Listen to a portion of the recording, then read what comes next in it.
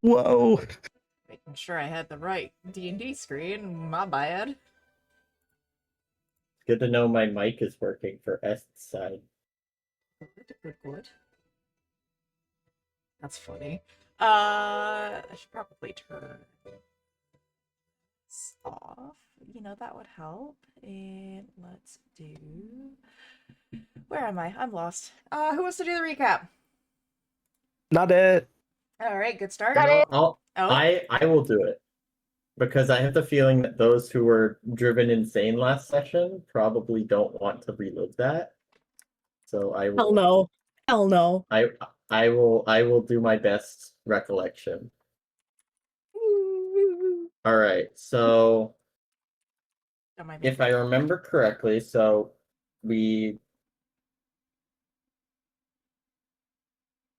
I can't remember. I am kind of misremembering on had we left the circus completely last the session before that, or were we still there? We were still there. Okay, we were still there, Yeah, we were and so still we left the circus. We stopped by and got our things, and said what sort of goodbyes that we could, and went back to the tavern. And there we after a good night's rest, we had some breakfast, and got the chance to speak to Aween again, who elaborated more on our specific next steps. And there was also conversations had between certain members of the party and certain members of Diablo X, who may prefer not to be named. But we all know who they are. But for the audience at home, does anyone want to say the names?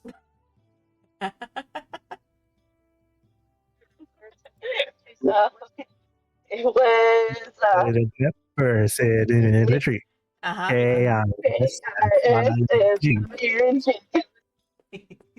All right, thank you, my helpful assistants. And I hate it here. Then we, with a destination set for, well, our larger scale destination set for please don't misremember, Avernus. And to get there, we needed to find the Diablo X mom, or one of the moms, and hopefully fix the portal device and get to Avernus for our next step of our quest. They only have one mother. Different fathers. Oh, wasn't there another mom in the mix? Willing is the only exception. He's got the same dad as Davrin and Pepper. No, not Pepper. Ma. But he's got a different mom. Okay. All right. I couldn't remember whether it was two of them had the different mom or not. It's kind of why Willing's been a little bit of the outcast. He speaks different languages and he's got a different mom. Okay. Yeah. All right. But that's sort of a very abridged version, but I think it gets across the bare essentials. Very much so. Kraishi is currently in a coma as well. I'll throw that one out there. He is not awake. He is very ill, if you would, in regards to what had happened and what he experienced. So basically a Victorian child having gummies for their first time. Yeah. Let's go with that. Ready?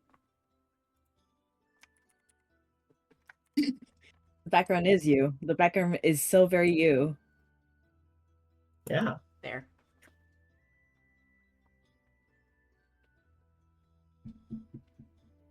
Anyways.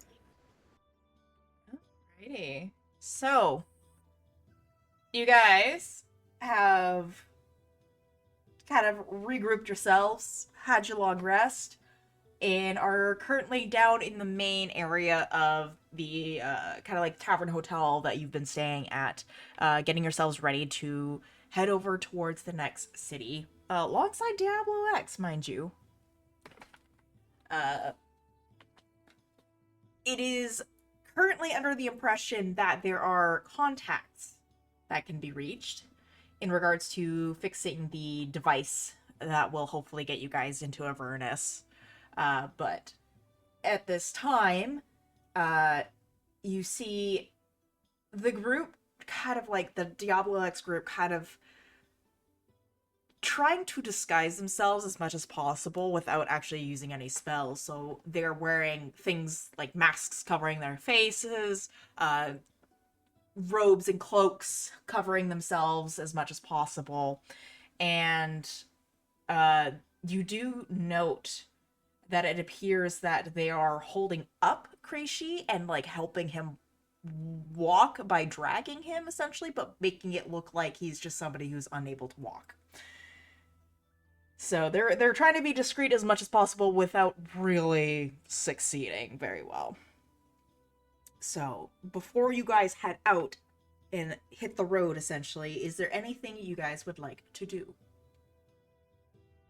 I think we're good for the most part. No? Unless... Do we want to get any supplies? I I think know we we're should. kind of short on healing potions. Yeah, we should. Is there a store? Yeah, is there somewhere we could buy Oh, like? really? Yeah, there is like a small apothecary that you guys can go to. We need armor. Yes. Me too. Armory is not something that is within this area, unfortunately. No! This is Well, we a- could probably get that in the big city. Yes, you guys are. but Yeah. You guys are heading to a very large Yeah. city. It's like a hub city, alongside the ocean. now here's the question: do we want to get potions there, or do we think we're going to get better prices here? In my opinion, I feel like it's gonna be more expensive over there. Good. I think we good should call. just stick to here. We'll stick to here. Yeah. Yeah. Okie dokie. So, you guys are making yourselves towards, or you're making yourself, heading over towards, I'm trying to think, my words are not coming out. You guys are making your way towards the apothecary, and it's just a tiny shop that looks like it's kind of like attached to a house. And you do see that it looks to be ran by a family who are eagerly maintaining different aspects of the shop, you know, stocking shelves, things like that. Very warm welcome when you first enter in, and immediately the older, what appears to be like grandmother, is asking what it is you guys are looking for.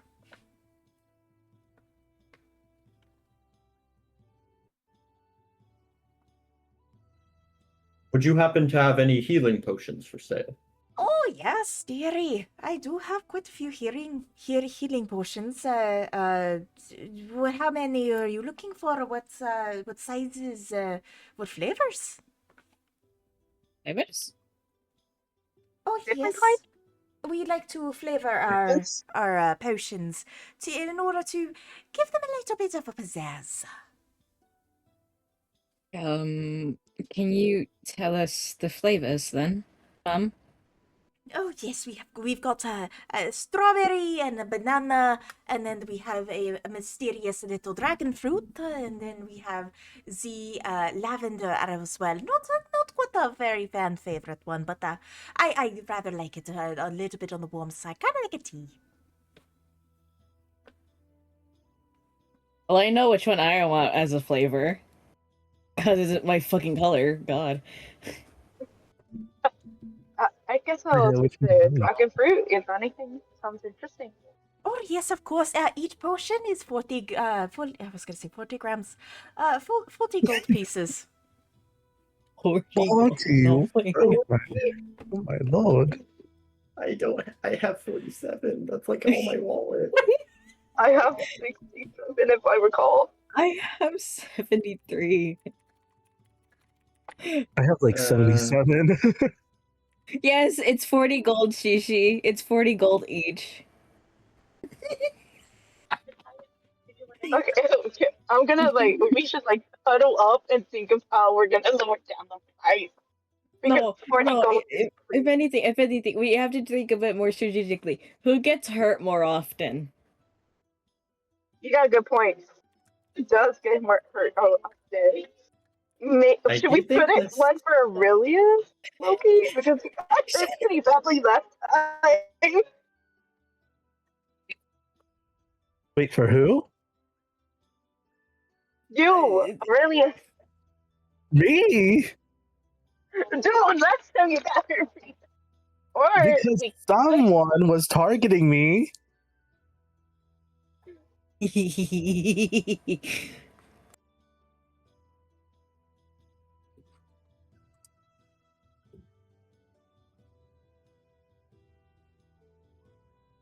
Okay.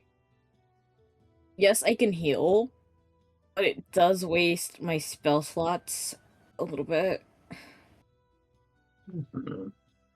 I don't.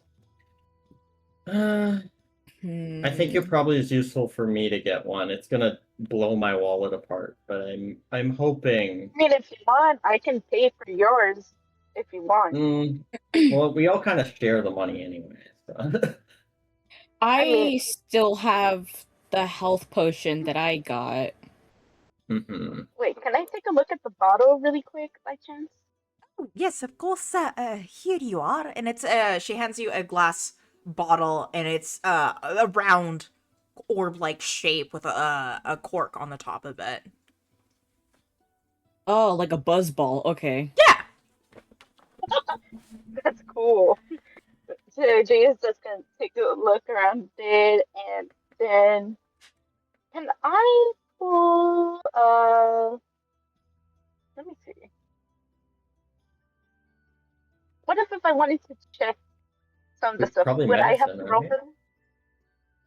Say again. Could I roll if I wanted to do a perception check or anything for it by chance? What are you looking for specifically? Hmm. Good question. I didn't think I would go this far, actually. Wait. I was gonna say, maybe to see if there's any ingredients we should be wary of, or anything relating to the prices. Okay, so yeah, go ahead and roll me a. You know what? Actually, you don't really need to roll a perception tag check because it's gonna have a tag on it regardless. And it's not gonna be hard to miss. So, on the tag, it does have like a variety of list of ingredients on it, different types of herbs. That everything in there is all natural. And all things that you recognize as normal floral within easy accessible areas. And then on the back of it, it basically says made with love, hand blown glass, and it's got the artist's signature on it. Oh, that's actually cute. I kind of like that. Is adorable.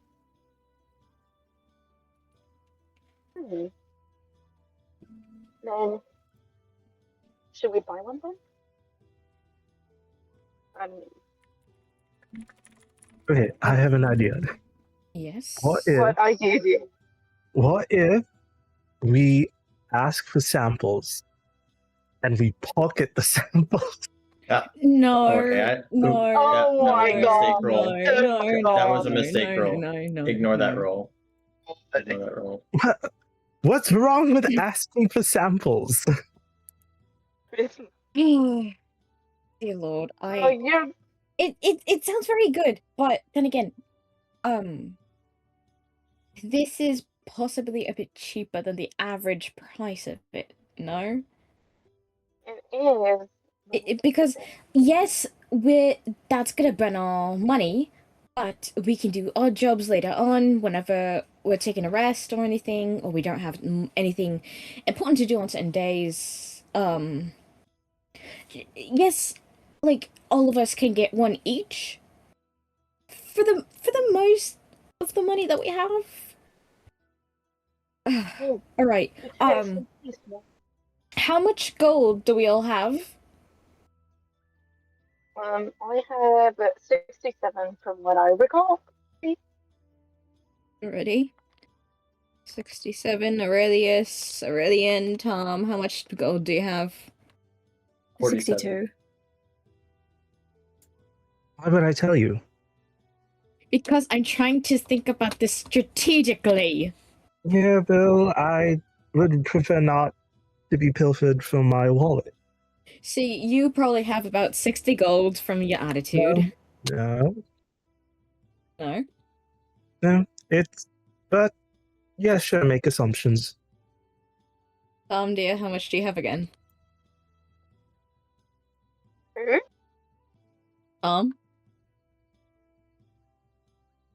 I said 40. 47. 47, Jesus. I don't know where all my gold went. I'm gonna be real. Oh wait, the horse. I thought the donkey. Oh yeah, the Mule. horse. The mule. So, The without mule. Aurelius's exact number, we would have about 249 gold in total.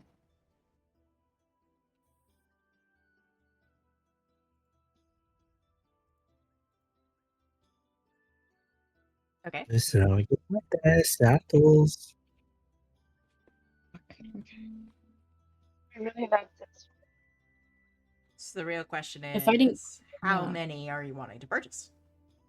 The thing is, with that total divided by 40, we can get roughly 6 of them. We probably should not blow all our money. Maybe Yeah. get like I'm- max. At I would least, say maybe one or get- two. yeah, at least 1 or 2 at most. And we have one that's already on a party member, so maybe just one, and then we save the rest for gear. Yeah. Yeah. I will hand the lady 40 gold. Oh, Harry, thank you, dearie. Which flavor? I'd like the lavender one, please. Oh, yes, of course. And she grabs one of the jars, and it's red with like purple swirls with it. And then she ties it with a cute little kind of like lavender colored bow. And there you are.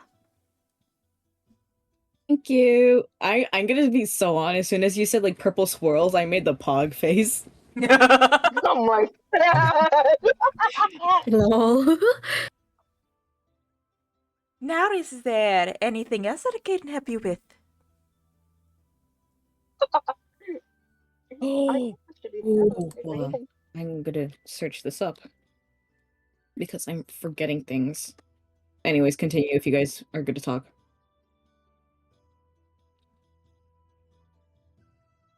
Oh my god, you're right. Oh my god. I think it should be good, right? Do we need anything else from it? Or that I do remember, if we get an herbalism kit, we can make health potions. Oh, Yes, that is correct. Do we want to though?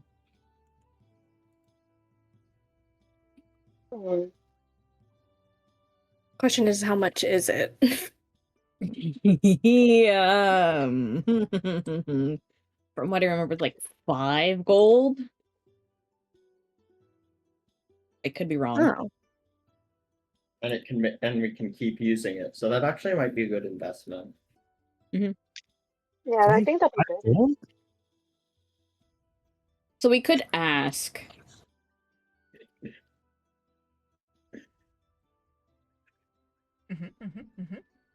Do you happen to have an herbalism kit? Oh, my yes, dearie, I do. Are you interested? I've got a bit of a selection to choose from. Different types of kits available. One with leather bound, and some that are not as fancy as others. Which ones do you have? Well, I've got a bunch of ones to choose from. You can even commission and specify different herbalism kits for your needs, different plants and materials. I see, I see. How much would be for one? Oh, one on average is going to be about 5 gold pieces. Maybe a little bit higher, depending on what you want added to it. I just like the standard one, please. Oh, wonderful. I can set you up with that. We'll put all the basic necessities in them. Do you want the instructional guides and ingredient list for anything? Please. Perfect. It's going to be 1 additional silver piece for that. Alrighty. And she reaches underneath her counter there and pulls a little tiny kit. And then she pulls out what looks to be kind of like a trifold brochure and slides it your way. Oh my god! Oh my god.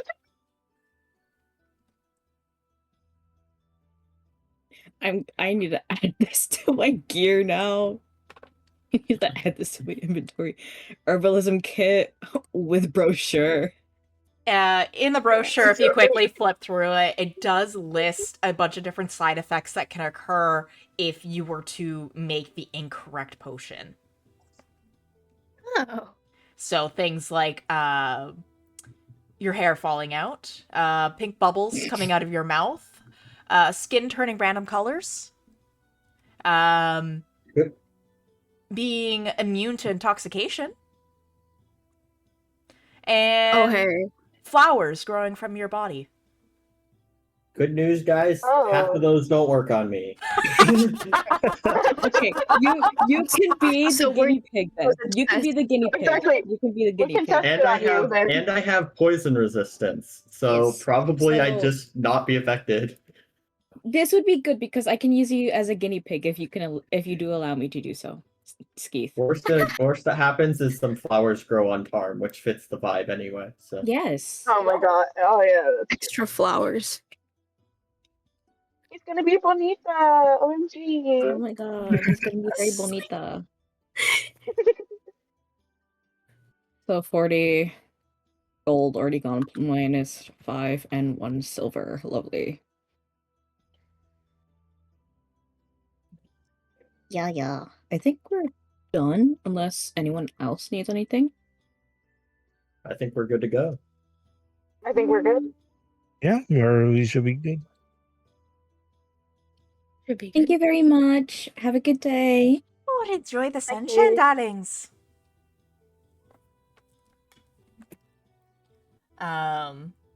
Is there anything else you guys would like to do?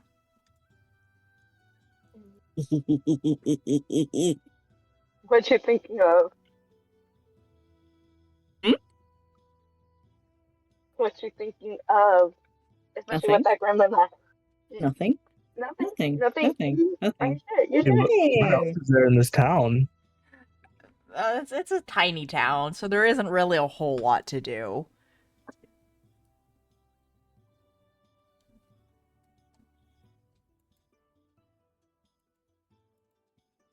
Unless you I guys... fucking put lavender flower instead of flavor. Nice. Lovely. Same. Oh, I think nice. I think we're good to move on then. Keep going. Yeah, we should be good. I think we're good. Let's go to the beach.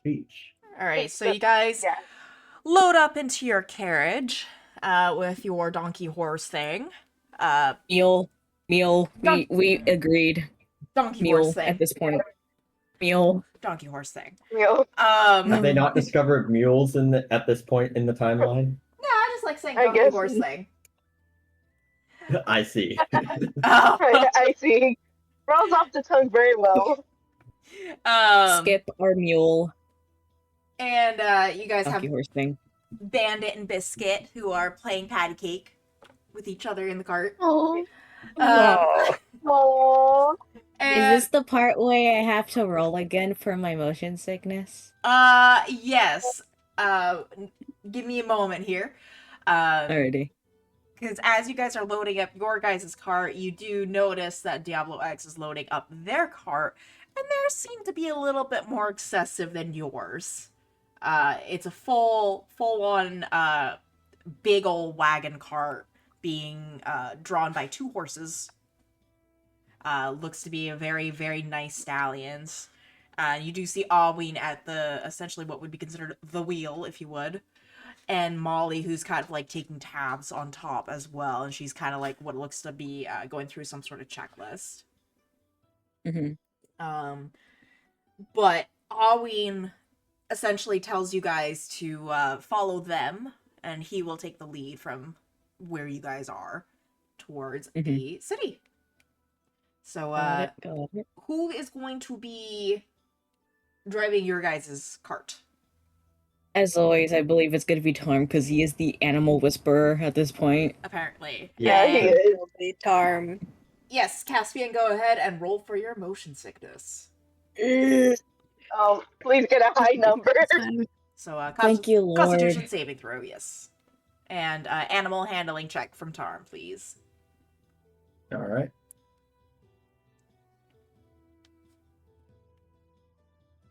Oh. 13. Roll decently. I just need to double check my con. Please, Lord. My con should be like a 2 or a 3. Either way, this should be fine. Right. You don't sound confident. Of course I'm not confident. The only thing that I'm You confident in is my asserting. charisma. Oh. Okay, that's 18 either way. That's an 18 either way. Okay. Okay, yeah, Woo. you're fine. You're able to stomach down Yay. breakfast. You feel like maybe a slight Disney? Disney? Oh,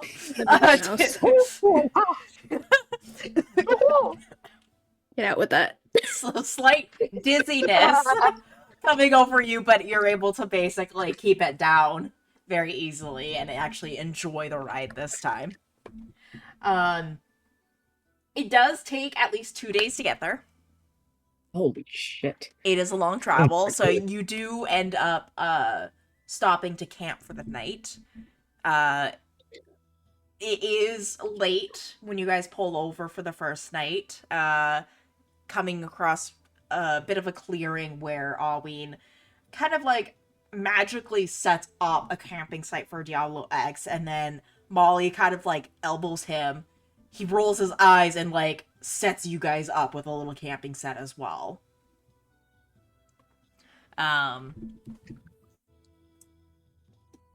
Molly actually is the one who claims that she's going to take watch for the whole night. Moth. And allows you all to have a very blissful sleep. Or so you All thought. except for Tarp, who just needs to, Just to zone out. Stand. Stand by. Standing in the corner, staring at us while we're sleeping. Alright, I so still like go into like a deactivated mode, sort of. we're going to do something a little funky here. Uh-oh. Oh, no. I'm thinking of a number. It's a lovely Oh, I number. don't like it when you think of numbers. I like this number. It is a very good number. I want you guys to roll a die. Can be any dice you want to choose. And whoever gets closest to the number I'm thinking of is my target. Oh. Oh, okay. Oh, no. No. Let's go. I don't like the chances of that, so I'm just gonna roll a d10. Given that you're Oh, asking us actual to roll D20 based on then. the dice, it's something between 1 and 100. That's what I'm thinking. Is it 1 in 100 or? You can roll any die. A d20, Any a die. d100, I'm- d6. You know what? I'm gonna live vicariously. I am I am gonna. Woo! 71, Let me baby! try this. All right, let's see. Let me see. Uh, Oh my god, I'm so forgot the dumb. slash. Yeah, I was Forgot like, the how slash. did I forget? Yeah, I forgot. My apologies. Oh, 89. I guess it didn't show up on the roll 20, but I rolled an 18. I don't trust the percentile dice. I just rolled a d10. I'm scared. She rolled a 3. Yes. Okay. We're gonna have some fun with this. We're gonna have some Oh. fun with this. Okay. Let's see. Who is closer?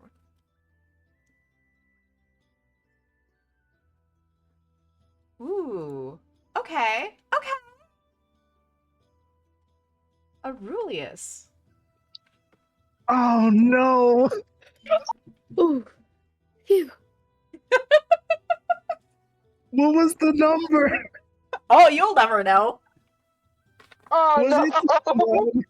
So it's I it's feel like needed, it it was a needs to be 20. something between 7 and 18. Probably. Or something over 18. I feel like it was like 20. It would be in character for mine to get an Okay, what's happening? So, Aurelius, you wake up in the middle of the night to see Molly. And you can hear her kind of like making little squeaking sounds.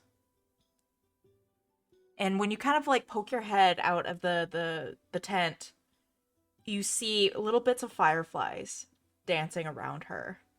And it looks like she's kind of communicating to the fireflies. And you see moon moths surrounding the area and kind of lighting up the space. And the way the insects and whatnot are kind of floating around and illuminating the space, it kind of reminds you of dancing lights almost. It's very pretty and very elegant, but you do notice that as she's communicating with these little friends of hers, she does have Kreishi in her lap. And she's stroking his hair. And the way she is kind of like keeping her to herself, it's very reminiscent of kind of like an older sibling figure, or even a mother, as you would, tending to their child and making sure that they sleep well.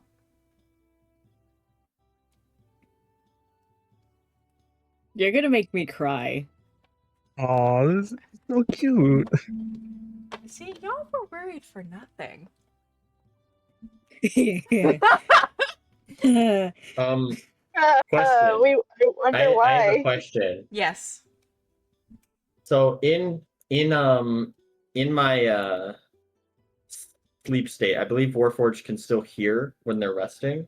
Yeah. Do I hear anything? You wouldn't hear anything. Just from your positioning with inside the tent. Who Okay. said he was inside? True. Actually, good point. Why would Tarn be inside? That is true. He is a tree. He belongs with the wilderness. One with the forest. Yes. Yeah, I'm gonna assume that Tarn was by the cart, probably watching Okay. the cart. Yeah. Either way, that's why we did the rolls. Okay. Maybe Bandit was like crawling on my face at the time. Maybe. Maybe. You guys do. Oh, also, Yes. can we just appreciate how the tree background has soul written in the top left corner? That's been there for so long. Oh my god! Wait, what? And it's by the sun. It's by the Yeah, sun. it's by the sun. It's like underneath the rays of the sun. I put that there a long time ago. Okay. I'm so Moving confused. on. What's going on? Right here. Look at the Look at roll tree. 20. Look at roll 20. Look at roll 20. Look at roll 20. Oh. What about the sun? Oh, It has you on there, idiot. it has you there. That's me. Anyways, am I able to do anything? Unless you want to. Do not disturb the sleeping child who will be Yeah, I asleep guess we for a shouldn't little too disturb long. them. Do not disturb. But I guess Aurelius just finds it all really cute. So you return to your sleep and Eep. eepy, and everyone wakes up the next day. You pack up your things and you get yourselves ready for the next trek of the trip.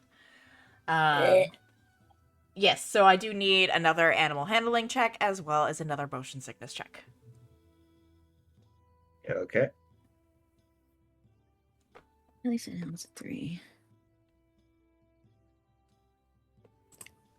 Do we even need to say it? God. Fucking natural 20, I guess, at this point. Jesus. Fabulous. Easy peasy lemon squeezy. You guys make it through the next leg of the trip without any issues whatsoever. Along the trip, it does sound like you can hear bickering coming from the Diablo X carriage. And it doesn't sound like normal bickering. It's very loud. Loud bickering back and forth. Oh boy. Wait. But eventually it comes to late in the evening as you guys pull up to the city, where you are welcome to gorgeous, gorgeous marble and the sounds of a bustling, eager, wondrous city. You guys travel to the resort that Alwyn was very gracious to direct you to. And as he's getting out of the cart, you guys are taking witness to the vast array of large buildings carved out of the various oceanic stones. Barnacles are decorating sections of the walls with fossils of former sea life, alongside branches of ivy, and it's kind of giving it a bit of a breath of new life mixed with old. The buildings are trimmed with gold that are kind of giving off that sort of the high class, elevated experience of this resort. And there's like a bunch of different flowers in the main area, kind of like creating this oasis sort of vibe to it. A large archway basically welcomes you inside into the main hall, which is decked out in a bunch of different marble architecture and statues. And inside the building as well, you were welcome to a sight of different corals decorating throughout this main hall, alongside pieces of old shipwrecks and nautical vines. There's a bit of a reception desk manned by different individuals of varying species, all eager to help you guys. And Alwyn, basically, sunglasses still on. It is starting to get dark, but he doesn't give a shit. It's kind of like, hold my beer, I got this. And he goes up to the reception desk and he starts making the arrangements. So while he's doing that, is there anything you guys wanted to do? No. And I am scared to do anything. Why are you scared? How come you're scared? You know exactly why I'm scared to do anything. Not really. I'm just gonna be saying this. She's still arm in arm with Aurelian. Oh my god. No, like 2 peas in a pod, I swear. What can we say? We're not stable enough. You have a problem with that? Okay, I guess whatever floats your boat at this point then.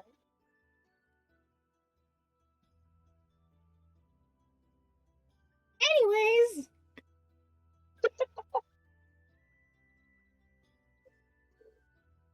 Molly does end up approaching you guys. Mm-hmm.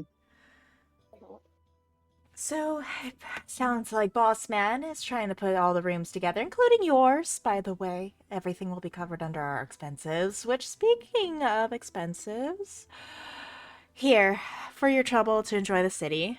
And she hands off a bag of gold. There are 600 gold pieces in there. Jesus. Holy. Oh, Money. Do with Money. this as you Money. will, but please make sure that you help us by going to the guild hall in terms for getting this gauntlet fixed. Please and thank you while I try to wrangle in these boys. We are also going to oversee some care that will happen with Kreishi, so but please keep that on the down low as much as possible. We will. Hopefully you get an I actual break during the time though, Molly. Oh, trust me, I will. And she's gonna snap her fingers and she's gonna change into kind of like from a business casual sort of look to a full on swimwear outfit. Slay Queen. You know what? Slay. Do you have art? No, I don't. Art. Oh, Dang. We don't even know Same. what Molly fully looks like though, mind you. We don't know what Molly fully looks like except for like the whole description and all. Yeah, her wings No, are I'm still her wings are still acting kind of like a shawl for her. And she's kind of like, I am gonna go moonbathe. that. Mm, are we all getting our own separate rooms, or are we rooming again with each other? Oh, I believe you guys Well, are I all be- getting separate rooms this time. Our treat. God, thank God.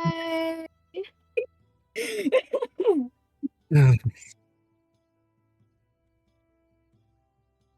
So, like I mentioned, I assume we're splitting the gold up 100 each. I think that's the most reasonable thing. You're Yeah. Yeah. We're splitting Although it. I'm sure we'll have some off-screen finagling where Aurelius like grabs the bag and hisses like a cat.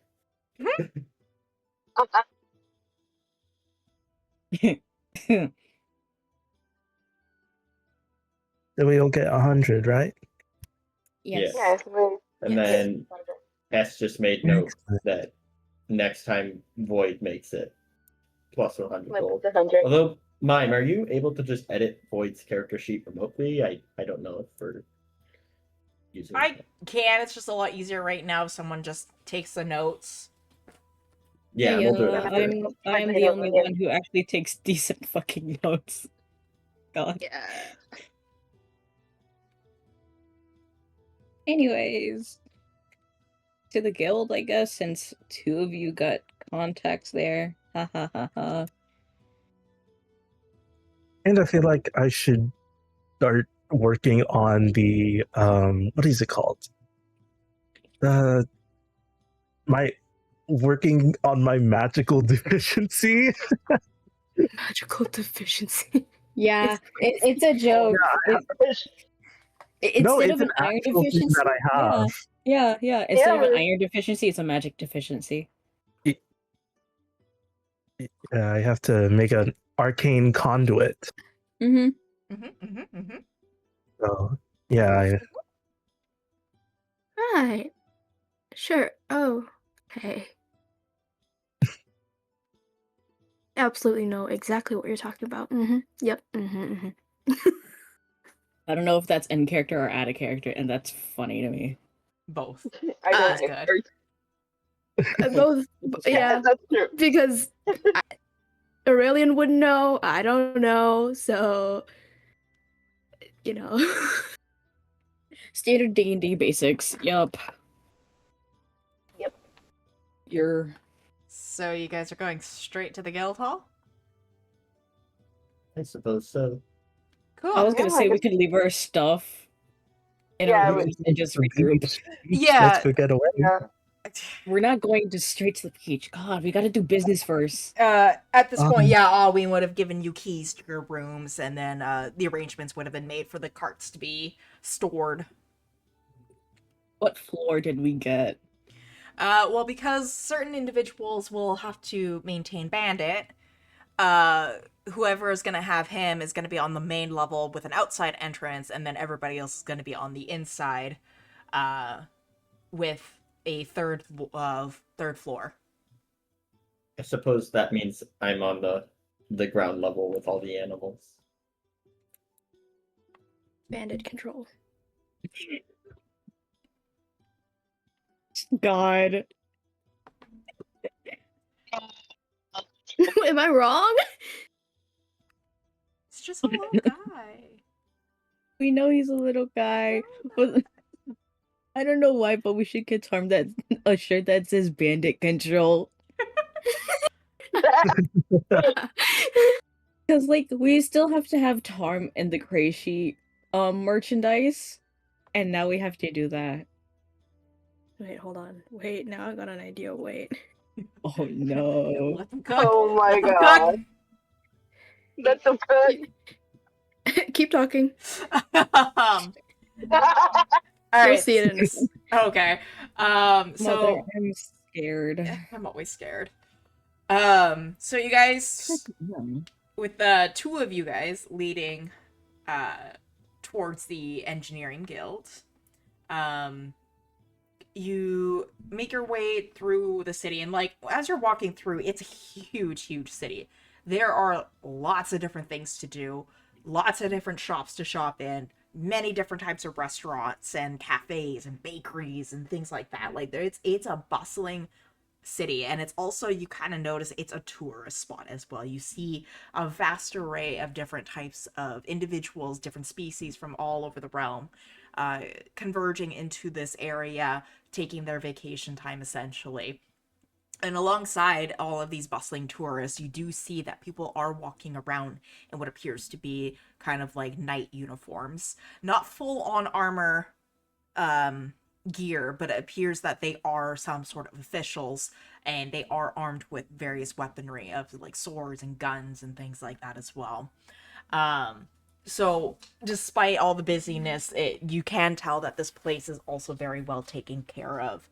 You don't see anything littering the ground. There's no vandalism anywhere. Anything that can be potentially out of place is taken care of immediately, basically, by some sort of hidden city employee. So this place has basically maintained an image of being a high-class tourist area. And as you guys are making your way towards the guild hall, you're welcome to a big sight of pillars of marble. Engraved in the marble is a scripture that only two of you can read. And I'm gonna send that to the individuals who can read them. And I will let them play with this information as they wish. Let's see. You and you.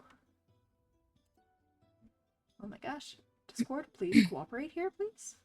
Thank you. You. There we go. Whoops. So those engravings are going to be along the pillars. The entrance is a large, dark mahogany door, and it is wide open still, even at this late hour. And it appears that this guild is open to the public to enter whenever they please. So when you first walk in, you can see that this place has different levels. You've got the main floor, and you've got what appears to be some sort of second level. On the main floor is the main entrance hall, which is kind of fashioned as a library. The room is a large open space, and it's filled top to bottom with various books, and there's a set of stairs with ladders leading up, kind of like think Beauty and the Beast, when she's like rolling around on the ladder. Surrounding the room is a balcony that overlooks this space where people wander in and out of various types of rooms. And in this space too, there is that heavy smell of old books filling the air, as murmurs of those visiting lost deep in discussions can be heard gently. In the far back of the room, there is a reception desk, and there is a reception desk before a large marble statue of the goddess Mistra, who most of you should recognize as the goddess of magic. At the desk is a female goblin. She's working very diligently. She's got like these big glasses on, with fine lines decorating her face as she's kind of like scowling at different types of paperwork. Every movement she's making, there's these beads hanging off of her glasses that are kind of like dangling, often getting tangled in these gray curls of her hair. She's wearing what appears to be kind of like this uniform, and as you approach the desk, you can see the name Jin is on it. Is there anything you guys would like to do now that you are actually at the Engineering Guild? What the fuck? Why?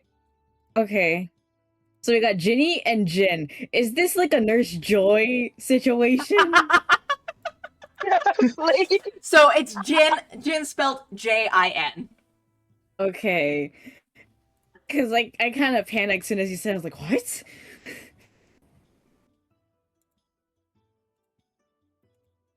Jesus.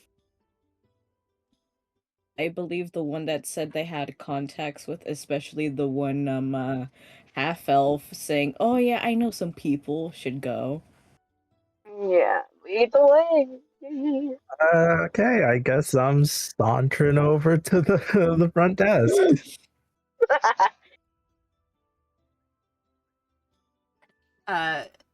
The goblin doesn't even look. Oh my god.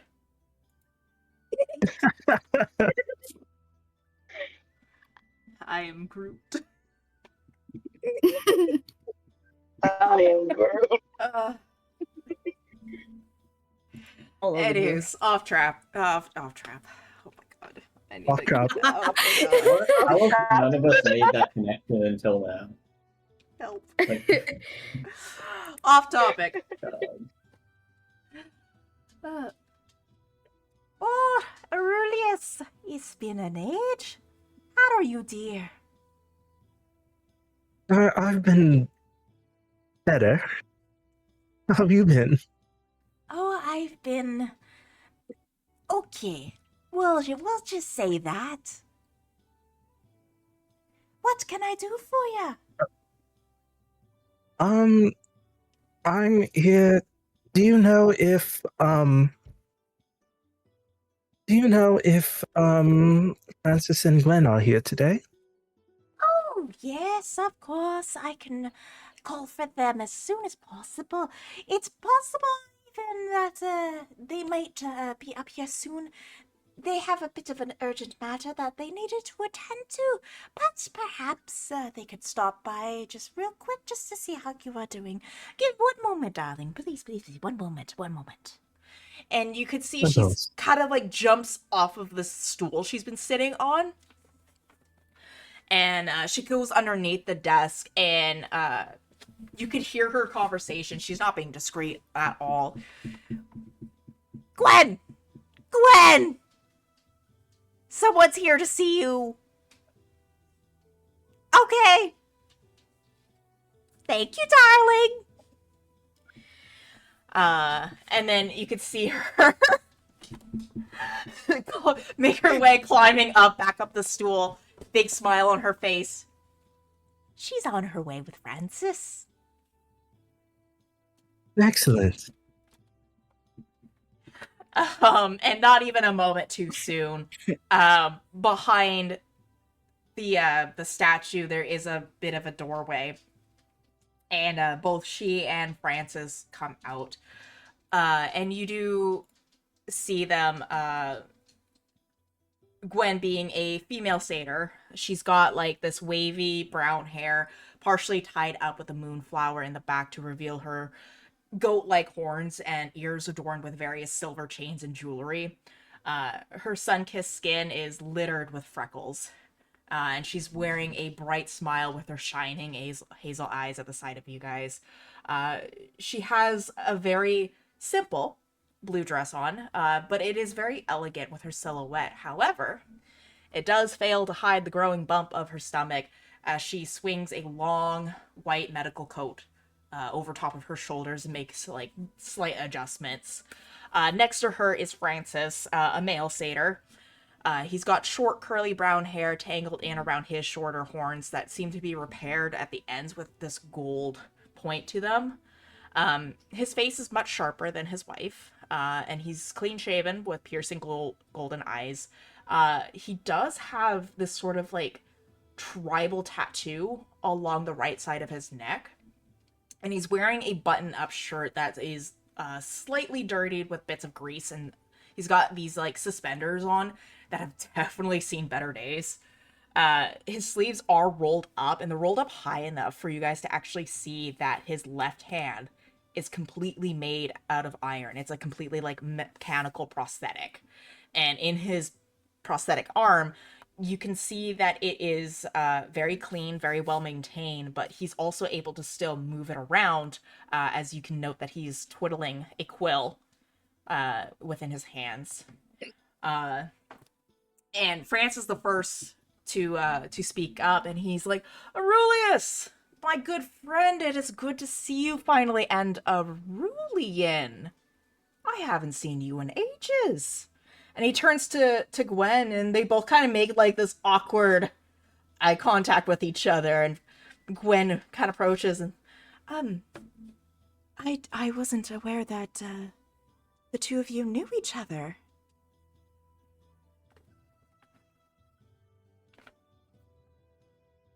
Who is she referring to?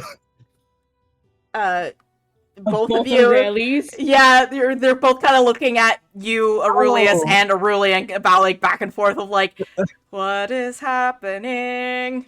We don't know what to do. God. Not by choice. Let me tell you, this is not by choice. Yes, not at all by choice.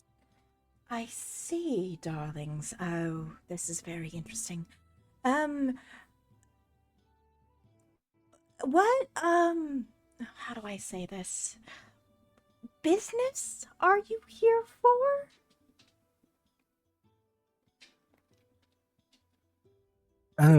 We're here because we would like your assistance on something that I believe would be of your expertise. Okay. She looks over to Francis with kind of like still concern in her eyes. I do apologize, but that doesn't really, narrow things down. What specifically do you need assistance with? Just so we know what room to have this discussion in, so to speak. You understand, right? The two of you do? Of course. Of course. It's involving a gem Okay. that is broken, and we need it repaired because it belongs on a gauntlet that is able to take us to somewhere. An arcane gauntlet, I'm assuming. I don't want to. Yes. Oh. Yes, that's Okay. I got this, honey. So do you? What exactly are we working with here? I understand gem, gauntlet. Give me more information so I can kind of picture this whole story together. What exactly is wrong with it?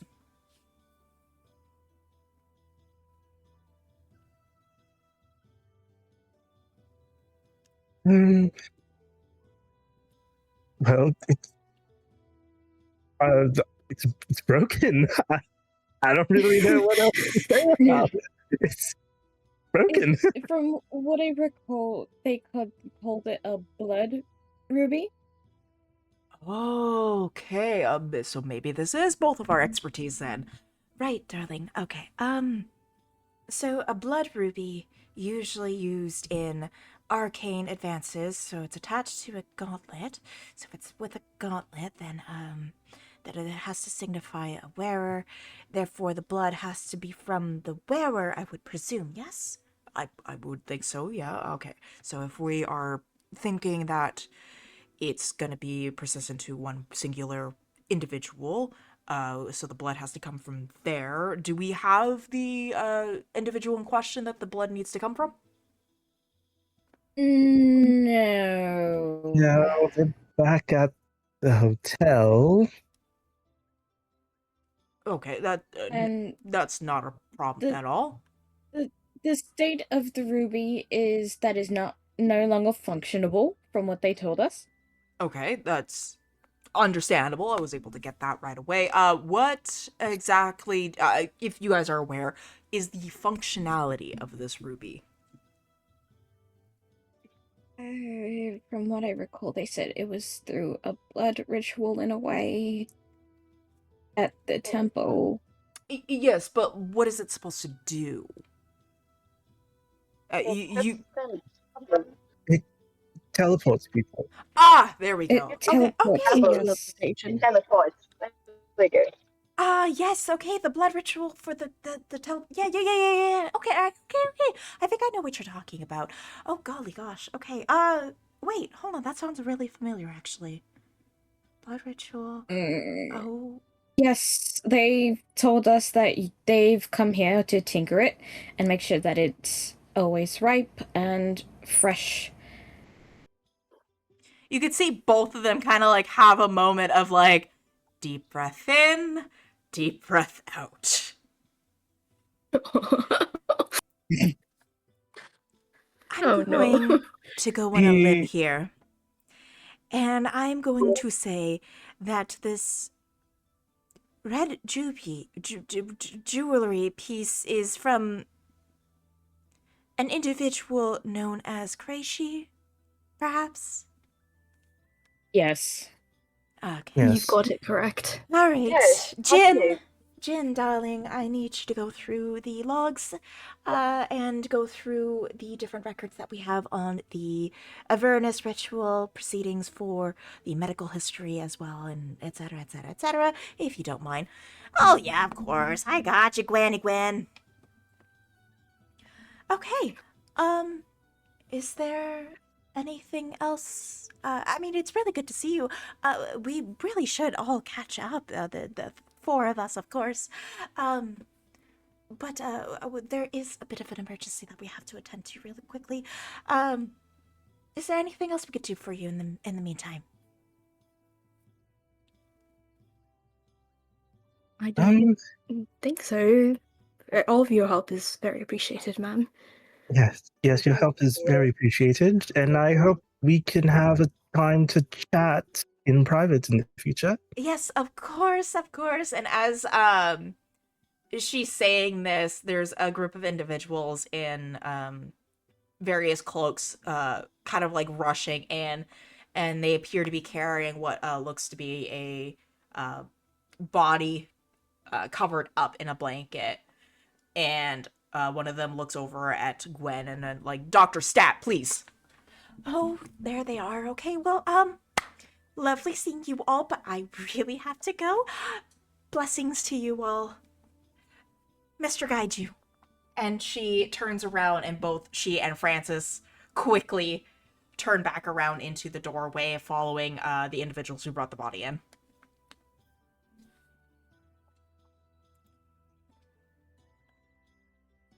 Interesting. Anyways. Well, that went rather interesting, I suppose. Yes. I also noticed something. What's that? Okay, maybe it's What's that? You said you noticed something, Jew. yeah, I noticed something. It was like a flower. So A it flower. was like something. Yes, a flower. It looked really familiar. It looked like something from my home. Whoa. It looks something like from your home. Yes. Well, a lot of florals tend to be very local in certain areas, depending on the soil, the sunlight, and everything, and the humidity as well. So, And yeah, that. It, it just reminded me, but I'm sure it's that same flower. But maybe it's just in my head something. Anyways, it's been long since I saw that booklet. Yeah. I haven't seen it in a while. Maybe we could ask about it later. But Yeah, I'm just glad we can ask. We need a break. We already did what we had to do here. it's true. We might as well head back in the meantime so we can rest. If anything, I'm kind of surprised that the both of you don't remember about the blood ruby. To us? Yes, In my defense, I don't work with that kind of thing. I know, but we all sat down as Davin was explaining it with Ma. Some Right, details and I fly rather inconspicuously under the radar for me. I'm not an expert. I don't dare What? to When try. you're working with something arcane, every detail is important. Everything. Not If really you forget important. about something arcane related, something could literally explode. Sounds like good experimentation. Yes, it's like working with potions, but potions are very different. Which, speaking of potions, Right. who is going to be holding onto the herbalism kit? Because they asked for it when you asked us to make a list. Perfect. Also, I believe druids have proficiency in it, so Yeah. Mhm. But none of us are druids, are we? so I was. This is actually something I was thinking. I'm thinking of maybe on my next Mhm. level up multi-classing into druid. So Mm. that does affect some of the things I'm going to be shopping for because I kind of want to buy in preparation of that. Mhm, mhm. Very Because fair. right now I have scale mail on, and that doesn't work if I become a druid. Mm. Yeah, pros and cons on certain things, especially for like different classes as well. Yeah, because well, I can't get rid of the metal that's on my person that makes up Tar's being. I can swap out for different armor.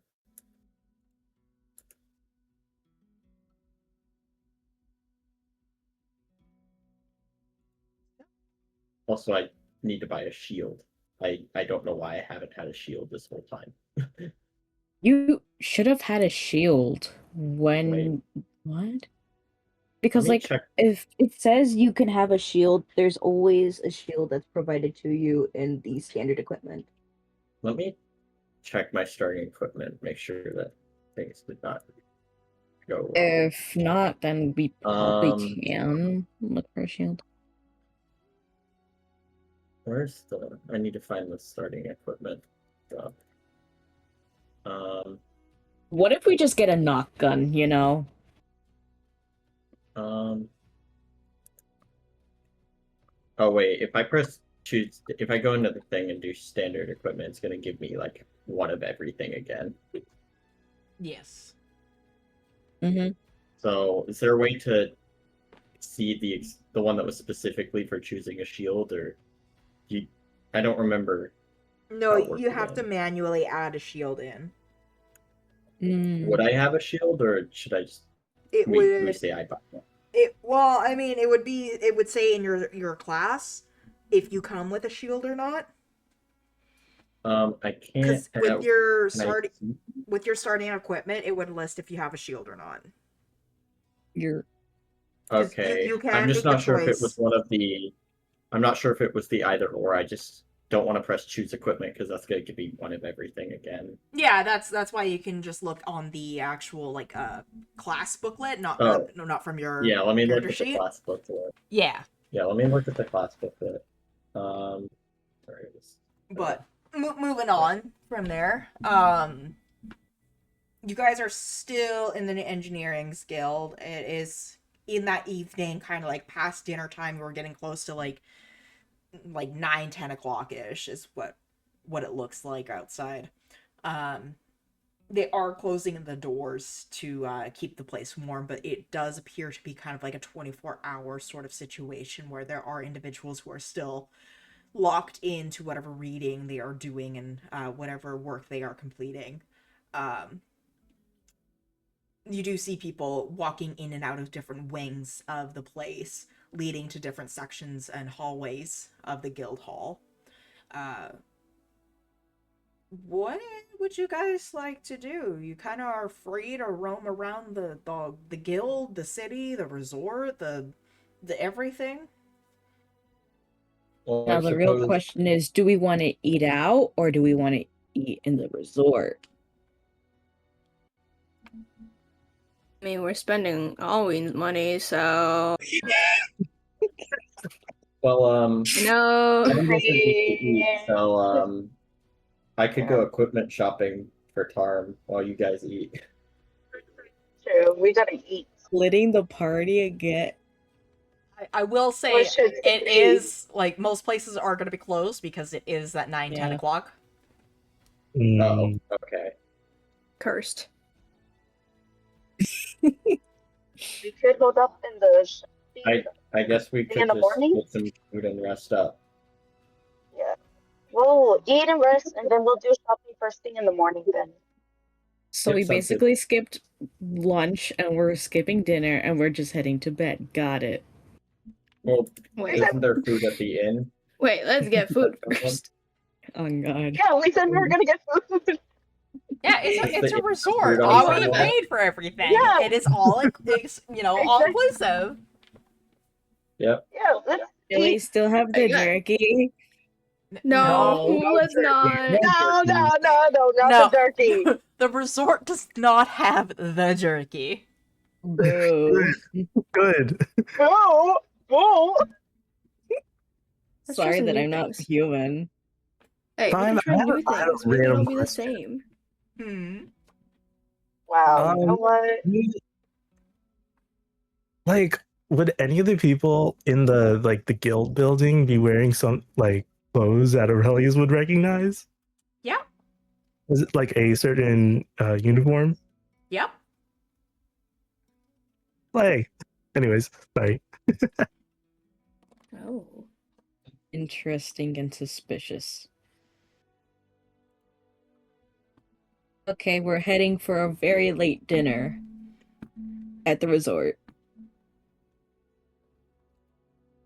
Alrighty. So it's buffet style. Yay. Various types of meats from all different types of cultures are readily available, including meats from the Feywild. I'm taking what I recognize. You name it, it's pretty much there. They are very eager to please at this resort as much as they possibly can, and you can see that they are definitely catering to every tourist's needs and desires.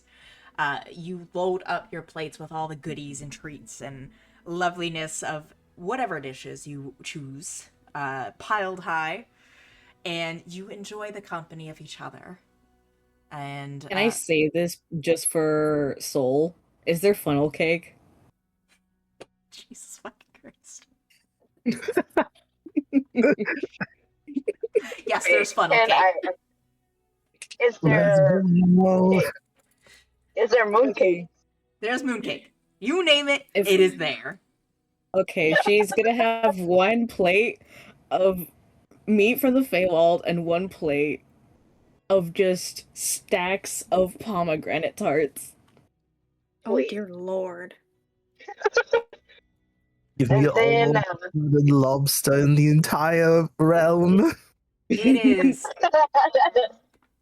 And everything Do here you- is fresh as well. oh wow. Fresh seafood, guys. Wow, yeah, that's it's right amazing. along the ocean. Oh yeah, that's true. You do notice that there is a sign where all the seafood is kept, courtesy of the Coral Guild. Mm. Yeah, not gonna lie, I thought you were gonna say eat at your own risk. Caution. Diablo X also joins you guys. Alwyn is too cool for school, and he is fucked off and basically decided to go have his meal somewhere else. But Molly also joins you guys as well. Mm-mm-mm. I'm gonna find Alwyn eating in a corner like a rat later. Oh, he's not. Yeah, he's just like big Hey, old hey, hey, eyes glowing. Don't insult rats like that. At least You're like rats the can rat be man, cute. Trevor. Yeah, we gotta be nice to the rats.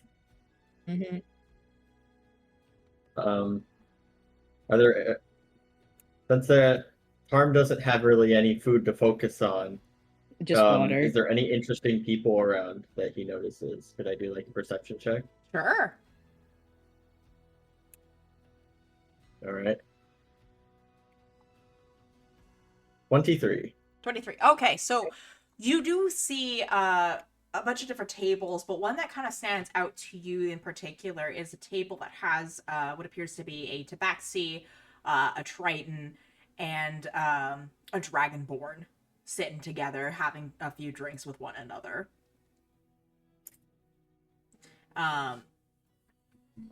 They just seem not quite out of place, I would say, because everybody kind of in this room is out of place in one shape or form, but they seem to be the ones who are kind of like the most rowdy, if you would. Not enough to disturb the space, but enough for people to kind of like look over and see what they're laughing at and what they are kind of like addressing, basically.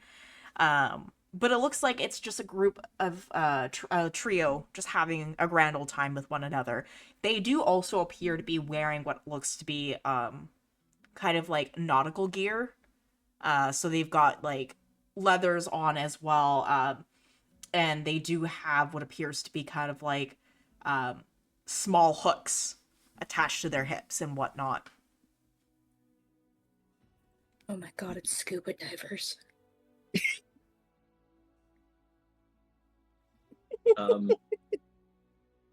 Lord. Well, I guess since Tarm has nothing else to do, he heads over to the table. Yo, what's up? Their laughter stops and they kind of like look up at you and kind of like can I help you? I didn't think that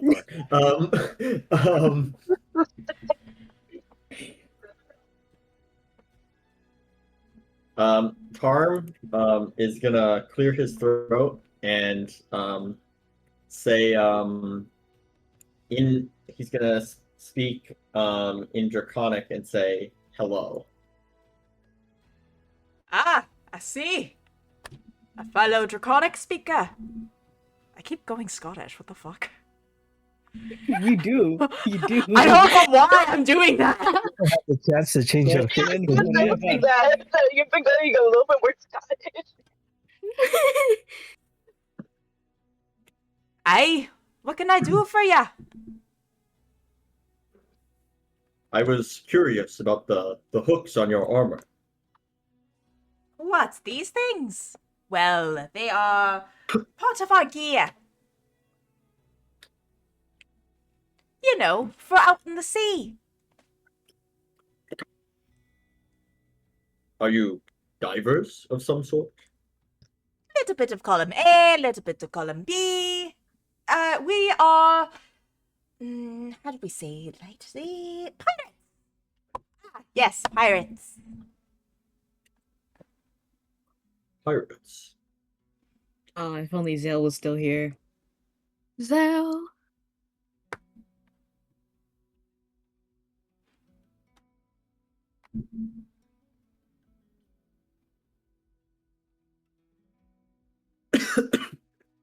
My mind is blanking. I don't know what to say.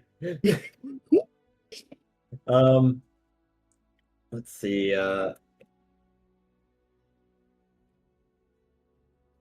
I mean no disrespect, but I've been largely led to believe that pirates are usually ne'er-do-wells, but you do not seem the sort. Are pirates sponsored in this city? The Triton's gonna speak up. It depends on who you are talking to.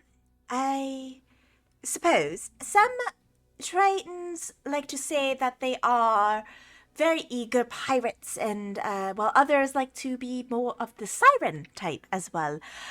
But I prefer to value ourselves as individuals who believe in the type of justice that, how you say in the common tongue, benefits the innocents, I think is the terminology that you would use. Robin Hood. Benefit the innocent. So, an honorable path. So to speak, we take from those who do not deserve it, and we give to those who do, and we, protect, protect, that's the word, and you can see the other two are like, yes, yep. We protect those who cannot protect themselves. Yes! Casually points at Aurelius. I suppose Listening- Harm, listening to this- Just Harm sort of side-eyeing Aurelius right now. vaguely looks around the, I assume the resort is quite lavish. Yes, very much so. And sort of looks at them and is like, then I suppose this locale of yours is no coincidence? The tabaxi kind of like leans back in their chair. You see, this is a bit of a sponsorship. We are indeed pirates, but we associate ourselves with the Coral Guilds. We're guild members first, of course, but pirates second. The Coral Guild. Indeed, I haven't as heard of them. with the seafaring guild, known towards many who travel on the ocean, and how you say, partnership with the engineering guild of this area allows us to have a little bit of a amnesty, I think is the word.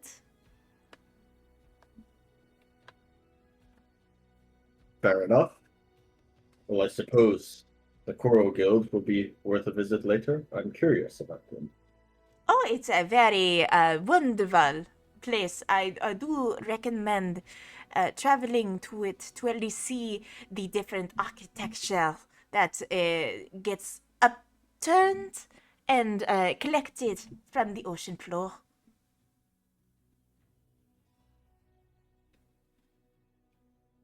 I see. I'm sorry. I apologize for interrupting, Romeo. Good Oh, day. don't be.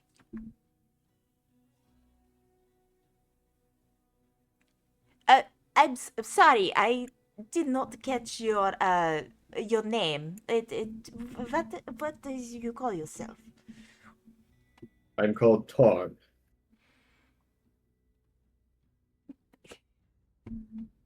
It is both French and German. Yes. I am combining two accents to make a new one. Creativity. Yes. Exactly. It's We love fantasy, creativity baby. here. Hey. I can't just do straight German or straight French because then people are like, yes, France. France, therefore, is now real in this world. No. We're not doing that. We're talking about France being canon in this world before the session started. Oh my god. New lore. French people have arrived. Je ne sais pas. Wait. Parlez-vous I français? can't wait for Napoleon to be one of the Yeah. important historical figures. I can't wait for Mbappe from Please. France. There's a FIFA tournament. I mean, Trifa. Trifa. Yes, Trifa, of course. Sponsoring Harm, Yep. the Yep. special guest in the crowd. But the trio introduce themselves. The Tabaxi introduces themselves as Maxwell. The Dragonborn is Starshine, and the Triton is Carol. Carol. Yes. I love that.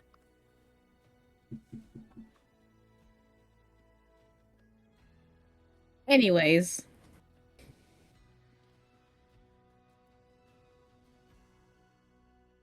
Is there anything else you guys would like to do before turning in for the night? No. Nah. Everybody got Yeah. the fill? What? Everybody got the fill. Yes. Yes. I See. think we should be good for the night then. Okay. Anybody want to go late night swim? Skinny dipping? Moonbathing or something. Swim in the water that late at night. Hey, Molly said I she was gonna guess- go moonbathing. This That is is true. true. I guess this is the day we actually go down to the beach. I guess. Let's go. I don't know. Yeah, let's go. Night Let's go. beach So swim? wanna- No, Night the next beach day, the swim? next day, the next day, the next day. probably. The next Maybe day. We'll do tomorrow. the next Maybe tomorrow night. day Maybe tomorrow. tomorrow. Yeah, we'll do tomorrow. We'll do tomorrow. Lord. No. Okay. So, you guys turn in for the night, and Mhm. you are sound asleep. And I need everyone to roll me a d100. Oh, how Yay. lovely. Oh, how lovely. Okay. Just want to Turn get new gear. around. I got a 38. Oh my god, I got a 16. Ow.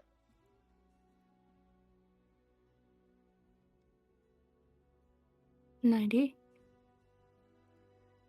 You're fucking kidding me. What you get? I got a 98. Ah. Oh my god, I'm gonna.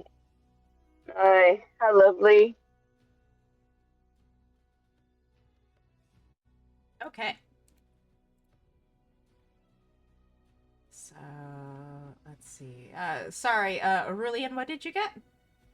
90. 90. Lovely. So, Tarm, you can't dream. Yep.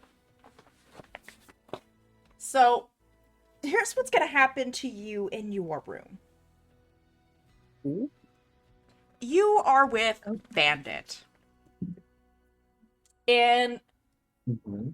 as you're kind of in your what we will refer to as your sleep state, you get alerted to Bandit making sounds. And when you kind of like wake up and see Bandit, he's at the window and he's pawing at what looks to be a fox outside.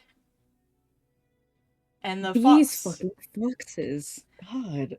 the fox is a black furred fox with a white tip tail, and it's got a bit of white on its head as well.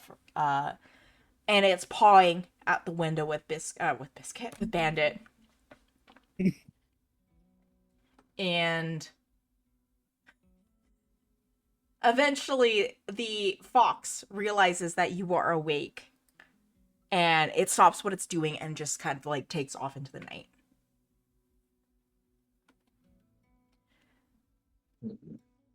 GU. Curious. Hi, Hi, how's it going? I'm doing wonderful. How are you doing, actually? I'm doing okay. You, on the other hand, are not. How lovely. You are tossing and turning in your sleep. And you are hearing screams. And when you see your family, you're standing before them, blood covering your hands as they lay motionless. And you look down and you see a slash across your chest, and you're bleeding out profusely. And when you look back up away from their bodies, you see an individual standing in the distance, and all you can make out is this black silhouette. But on their face is a white porcelain mask with a smile on its face and a teardrop.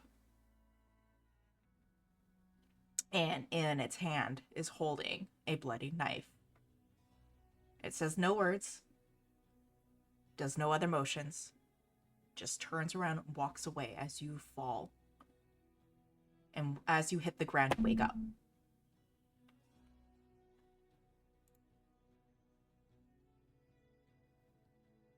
Aurelius. You rolled Oh Lord, hi. a 38. Mm-hmm. You have a rather interesting dream. You are surrounded by those you grew up with. And you're inside what appears to be a sort of aircraft made by the Dragonfly Guild. And you are playing with a bunch of these little kids that you kind of like grown to recognize as, let's just say, friends of the family, if you would. You remember these were kids that you were fond with, and you had special times, and you remember having these little flying trips. And these were the only times that you could see them. And eventually, as you got older, these trips became more exclusive in the sense where they stopped showing up, unfortunately. And in this dream, you're now older and you're sitting staring out of the window as you are flying in this aircraft, hearing the voices of the children you used to play with. And you kind of have that moment of sorrowful reminiscence, if you would.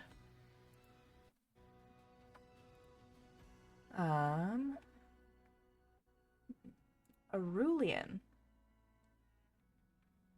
Hello. Hello. You rolled a 90. Let's see here. Oh, okay. Cool. You are traveling with the group. You are traversing through a set of mountains. And you don't know why you're going through the mountains, but you just know that it is heavily snowing. You guys are basically traveling through a blizzard. And as you guys are walking through, you hear what sounds to be a rumbling in these mountains. And the rumbling is getting louder and louder and louder, and you realize very quickly this was an avalanche coming right for you guys. And before you can even react, it scoops you guys up, and you are stuck swimming in this snow, trying to reach the surface, but it seems like the surface is not close. You are getting buried underneath this snow. Cold. Dark. Eventually, the snow compacting you in enough to where your oxygen starts depleting, and you feel yourself suffocating. And in that moment, that final moment where it feels like you cannot take another breath, is when you snap, wake up.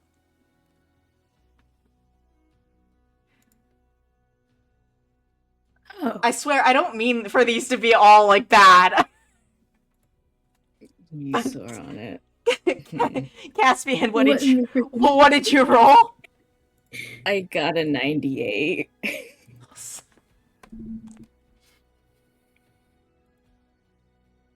Interesting. Okay. I'm scared. Okay, hold on. Yours is weird. Oh. Okay, I need you to roll me a d6. Mm-hmm. And then I need you to call evens or odds. Odd. Oh, boy. Okay.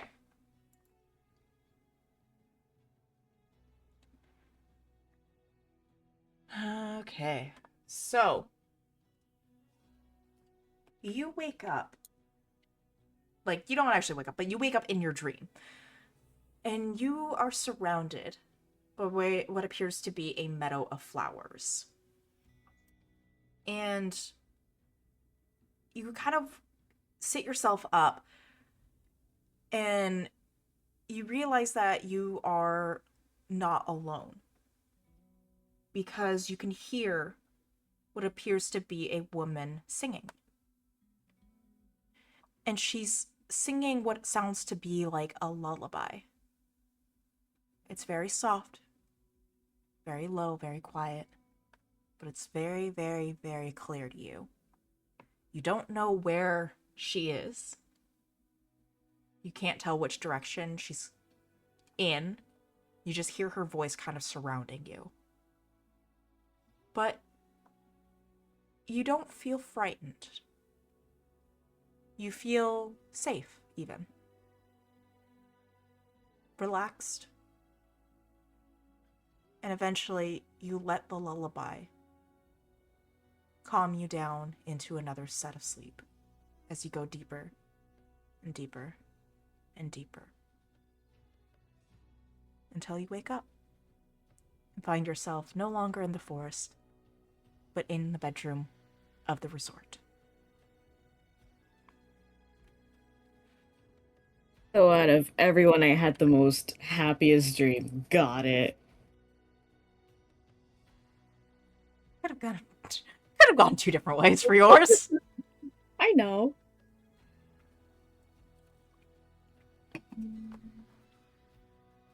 So, you guys are awake at the resort. What would you like to do? Each day? Well, I wanted to go equipment shopping first before. Shopping and then beach day? I Yes. guess. So that way it will also be warmer, right? And first thing in the morning, it probably won't be as sunny out yet. True. So we're waking up dawn is what I'm hearing. Okay.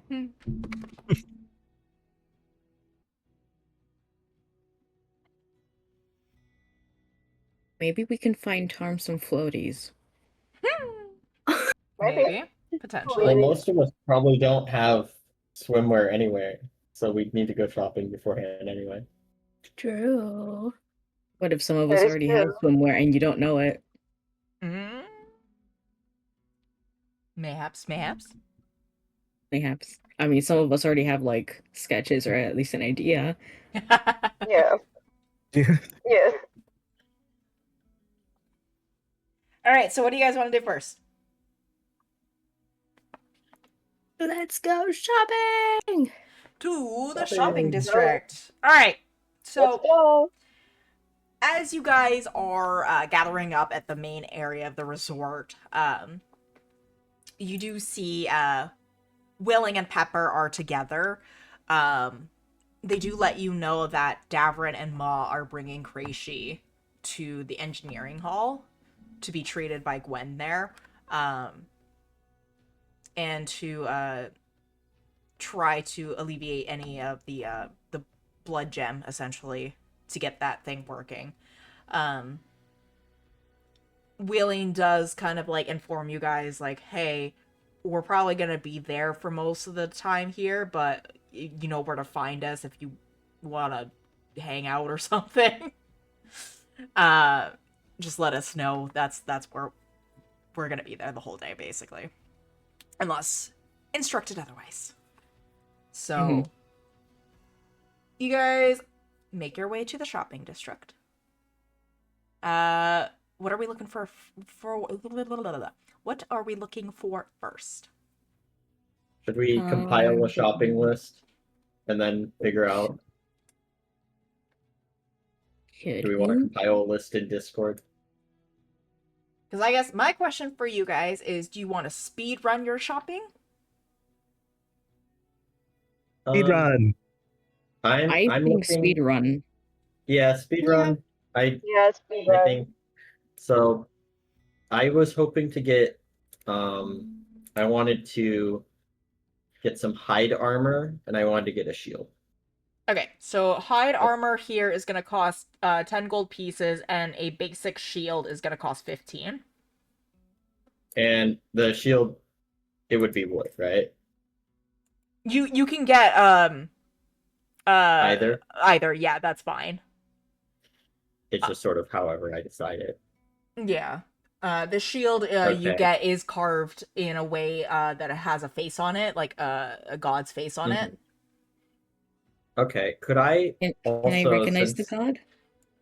since I don't need my scale mail anymore, could I sell it? You sure can. I wanna Actually, I roll would probably want to if I see the sell a god. fair bit of equipment I'm not using. Okay. Yes, you do recognize the god as being a god of the forest.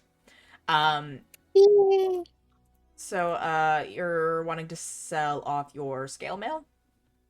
So I have some scale mail, and I have a longbow I'm not using, Okay.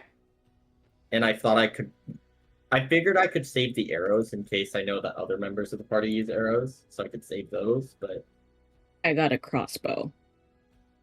oh, so probably I also sell have a bow. arrows.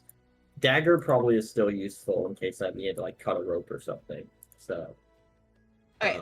So the scale mail you can sell for 35 gold pieces. okay. Then just delete it from my inventory. Yeah. Okay. And And then longbow is also 50 gold, it says. yes, but it is used. So Oh, I haven't used the longbow at all. I've never equipped it. but they have no way of knowing that. Yo. Let's see. I've had this with me for years, but never once have I used it. Let's see. Oh, wow. Longbow. Yeah, longbow would also be 35 in their eyes. Okay. And then 20 arrows unused. If you're selling all of the arrows, it would be 1 gold a pop. Okay. So then 20 gold. Yeah. Yay, I sold off a bunch of stuff.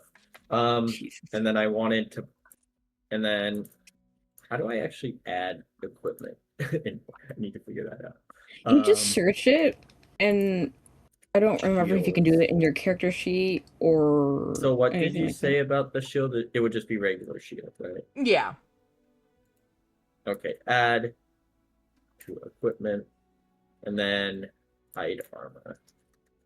What if we just sold the majority of the daggers that we got from the circus? I mean, you could do that. I mean, Any we could. objections? Because we kind of do need the spare gold just in case. Yeah, we'll sell some of the daggers we got. So how many are you selling? Because basically it's going to be a gold a pop. How many did we take again? All of them that was in I the think we thing? took a lot. I don't remember the number specifically. I just remember that we agreed on raiding the whole thing. Okay, how about this? How about I will do this. I will do this. I will do this. Nope. Let's. There we go. So. Yes. One thing I was wondering, is it possible to improve any of our equipment, like upgrade the club at all, or just is that really expensive? That's going to be expensive depending on what you're looking for. If you're turning it into a magic weapon, you need to go to basically someone who has that kind of training for it, pretty much, rather than just going to a forge. Okay. You're I'll be frank. So you said it was 10 and 15 for all the stuff I wanted, so Yes. that's minus 25. With 212 gold, do I have any chance of upgrading equipment in that fashion, or is that just way beyond my price range? You're gonna hold on. I gotta open up that chart. I'm just curious, because while we're at it, seeing if I can get my equipment better. Let's see. Do I have it in this one? General store. Nope, I don't have it in this one.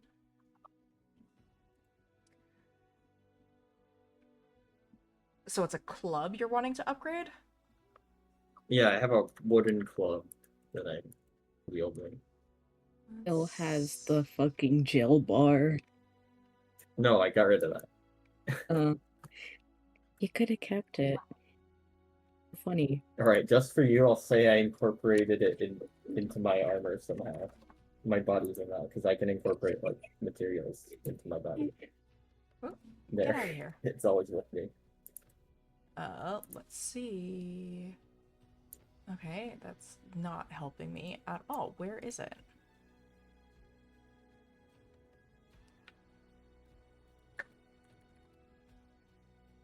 Hello?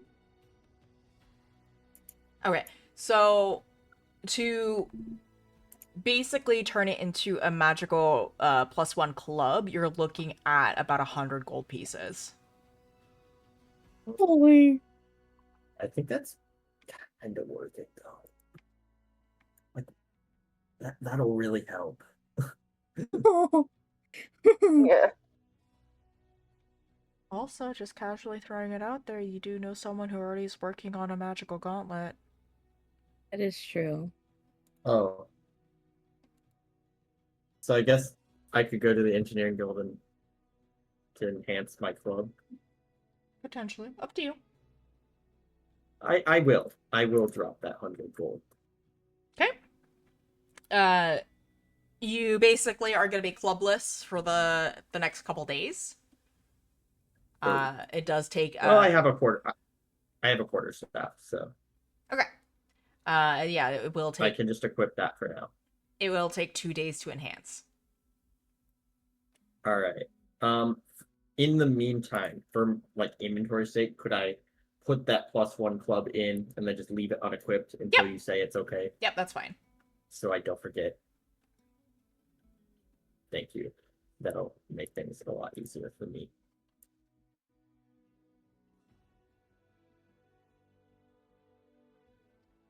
Alright, so delete the club.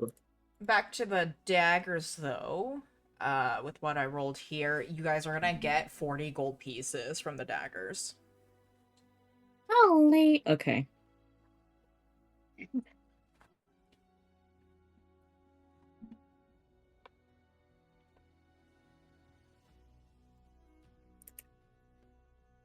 Okay, is anybody else selling anything? Or wanting to buy? Yeah.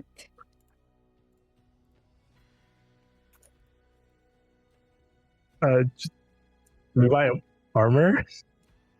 Yes. What sort of armor are you looking for?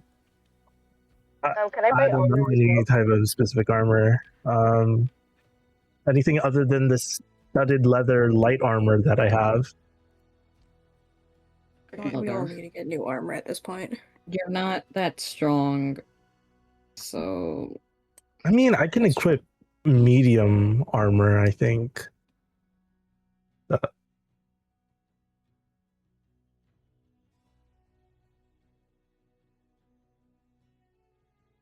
Is there anything better than studded leather that I can equip? You could probably wear like a chain shirt. Chainmail. Chainmail. Interesting. Chainmail's heavy. Chain shirt is Mhm. medium. Oh, Mhm. okay. There is a difference between the two. Okay. Did not know that. Scale mill gives you disadvantage along with a half plate. Yes. Yeah. Actually, wait. Can I actually mean, how maybe much? say that I'm getting an upgraded quarterstaff? That might be. I'm not sure what's better between that and the club, actually. Is the quarterstaff? I don't know if there's an advantage. I'm looking at them. I'm not seeing them, but And it's gonna be the same sort of between the two. It's just a Vibes. +1 to your bonus. okay, it doesn't actually mechanically change anything. No. You know what? I will make it a. I'll keep it a club because Tarm hitting things with a club is iconic. It is true. That is true. There have been a lot of See, moments with You that. guys are lucky you can go higher than light armor because I have to stay on light armor. I was wondering if I could also purchase armor. Okay, so Aurelius first. Actually, no. Quarterstaff. I'm going quarterstaff. Actually, no. I made decisive. Someone flip a coin for me. You should flip a coin. Flip a coin. No. Why are you trying to Why are you trying to steal my technique on decisions? Jeez. I don't know what to do. I made Fine, flip a decisive. I coin. feel like there's You a know right what? answer Heads or here. tails? Heads or tails? Heads or tails? Heads. Where's my quarter? I just had it. Here it is. Oh, it's tails. Oh. I guess I'm not changing it then. I will keep it as the club. Gotta be iconic like Harley and Yeah. Ambers. How much is the chain shirt?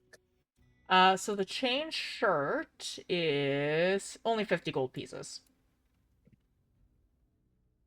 Okay, can I get that then? Yeah, you sure can. Yippee! Is there anything else you want to get? Can I sell the studded leather then? Yeah, so the studded leather, you It's would 45 gold. yeah, so you would sell it for, let's just say, about 23 gold pieces. Yeah, that's fine. Yeah. Okay.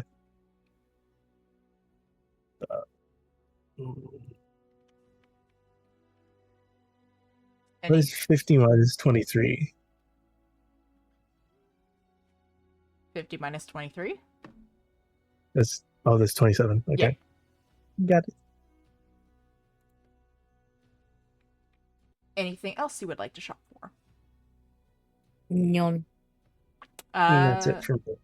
Okay, GU, you wanted new armor as well. What are you in the market for? I'm thinking of, let me see, scale mail? Scale mail? Just be mindful that scale mail does give you stealth disadvantage. Shoot. Let me take a look. How much of a disadvantage would they give by chance? Well, you would be rolling at disadvantage for every stealth check you do while wearing it. Quite loud. So, I don't know if I should stick with the light then, because it's so weird. You can go with the chain shirt as well. Yeah, the chain shirt then. I'll do the chain shirt. Chain shirt as well? Okay, so that would be 50 gold pieces. Okay. Let me put that down. Perfect.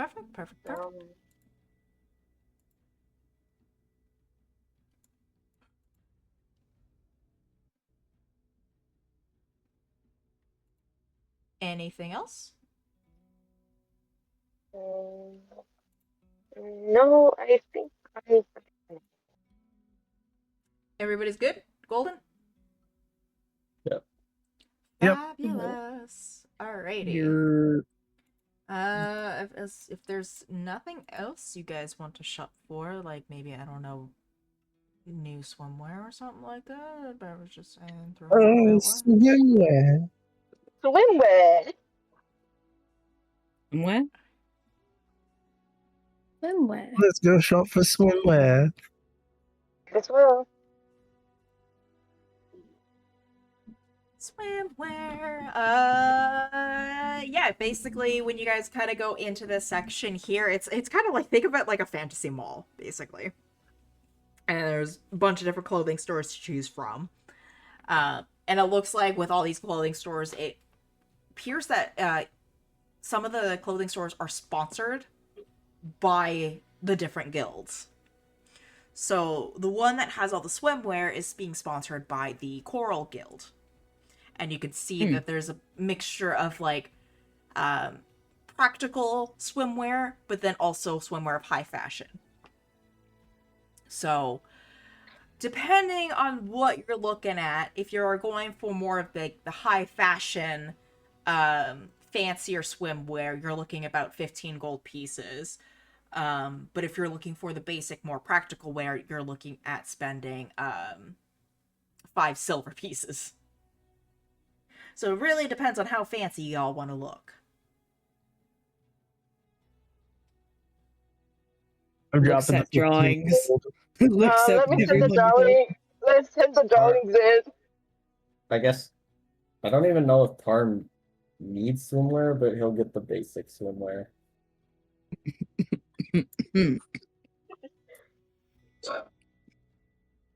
I don't got a drawing right now. Let me just. So I'll subtract -5 silver. Damn. Okay. Whoa. I already sent the art in Yeah, I said Yeah. Oh wait, does Wait. subtracting I think- silver work if I don't have any silver coins? Or Yeah, you would have to break the gold piece down into silver. okay, so I need to subtract one of my gold coins and then add 10 silver and then subtract from there. Yes.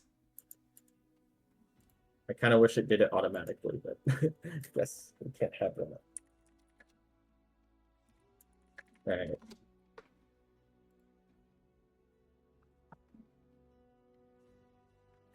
All right. Remembering all these drawings, including like the description that I have for Caspian, I'm pretty sure that some of us do I have guess. like fancy ones.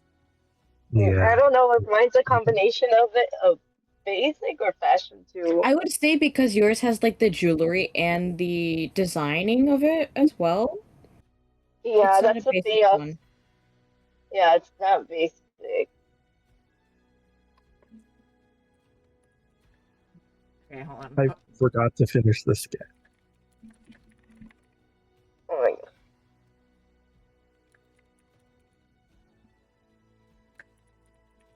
I'll just add it as a custom item called swimwear.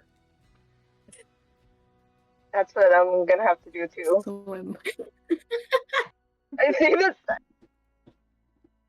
Please.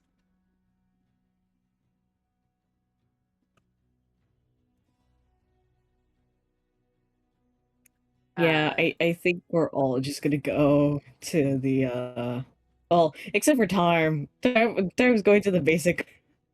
Yeah, I was going to the standard stuff. Sorry, dude. Sorry, dude. Yeah, he Sorry, just grabs man. Sorry, like a flat gray colored pair of swim trunks or something. I don't know. Great. Yeah. Sorry. Or is there anything with patterns on it? Or is it all like flat colors because it's a basic type? A little bit of Get, like, column A, a little bit of leopard. column B. Yeah, you've got all of the ones where it's just kind of like your flat basic colors. And then you have some that have like designs on them, some with like swirl patterns and like polka dot patterns, and then others that have more floral patterns. And then there are some that have like rubber duckies and shit like that on them. Little dragons. Get the weapons in. Can we say there's one that has gears on it? Like Yeah. I don't know. Engineering Guild sponsored. So yeah, it just has gear patterns. Oh, gear. I heard beer. I was like, what? No, gear, Oh. gears. Ah, Like, yes. Beer patterns. Yes. Beer Beer pattern. pattern. Lord. if you're seeing patterns in the beer, you've drunk too much beer. Quite literally. That is true. That is Yes. true. Literally. Overbeard. So you guys are all shopping for your brand new stuff. Is there anything else you guys want to shop for while you're in the kind of like the shopping district area? I don't think so. We should be all good. Yeah, we should be good. To Yep. the beach? Okay for now. All right. Beach, let's hit the beach. Beach, Yes. beach. Party at the beach at We're foaming at the mouth to go to the beach. Apparently. So eagerly heading over towards the resort, you are welcomed down into the beach area. Like, the resort has its own pathway down to a very exclusive area dedicated to the resort for the oceanic area. You see a variety of tourists already down there lounging on beach towels. Some have chairs and umbrellas that they are sitting with. You can see little kids playing in the sand. And mind you, it's not particularly hot. It is just kind of like a nice, cool day. And people are just enjoying themselves, sunbathing. Some are playing volleyball by the looks of it. Others are building sand castles. You could see somebody has started up like a little bit of a barbecue in a section that looks to be kind of like a bar area almost, if you would. There are people walking by trying to coax people into doing different tours and excursions. Like, it looks like there's a dragon boarding, from what it sounds like, and different types of like scuba diving and things like that. But you guys are at the beach. It's a nice day. The sand is very comfy and soft. And what do you guys want to do? The beach is yours. Don't do the tours. Those are scams. I suppose you said there was dragon boarding? Yeah. Tarm's gonna try dragon boarding.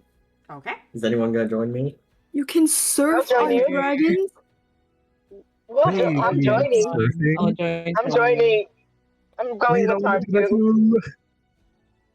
Wait, I'd like to surf. I guess everyone's going. All right. It's a group activity. So it's a group activity. So you guys come to an area where it appears that there is an instructor. The individual looks to be like a half human, half Triton. More so on the human side, but it appears that they've got like webbed fingers and gills along their neck.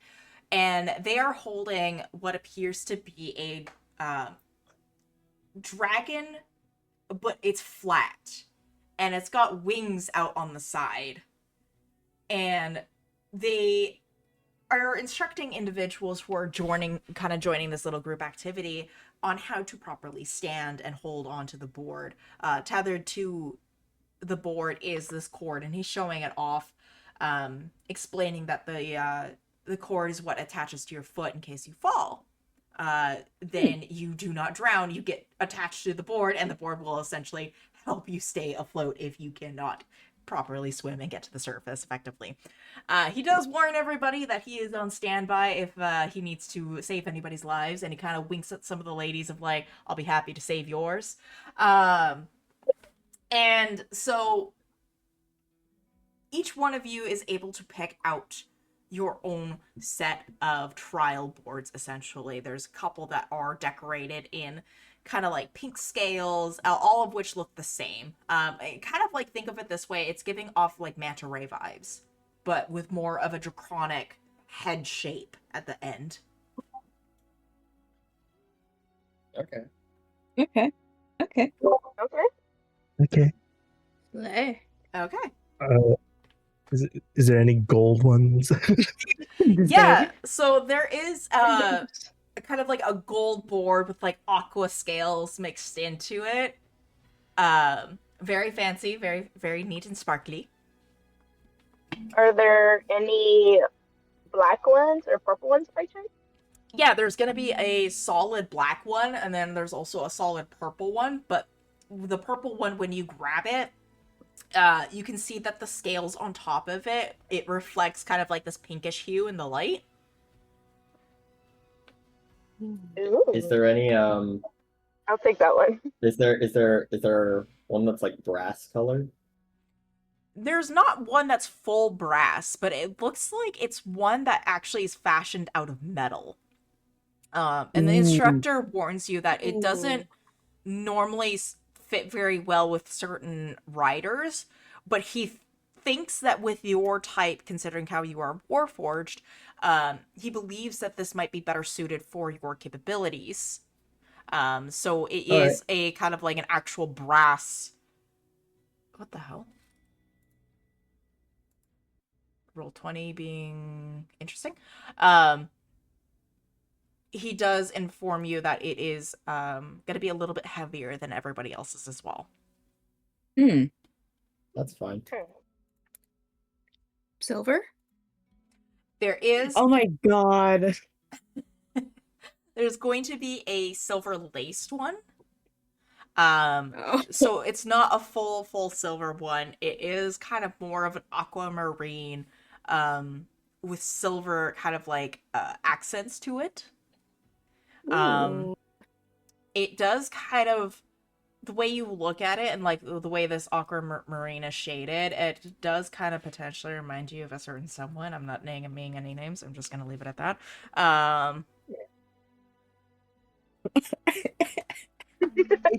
She dying from here. GG is that okay?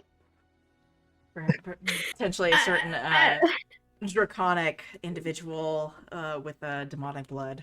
Just just I don't know. Yeah. I'll take it.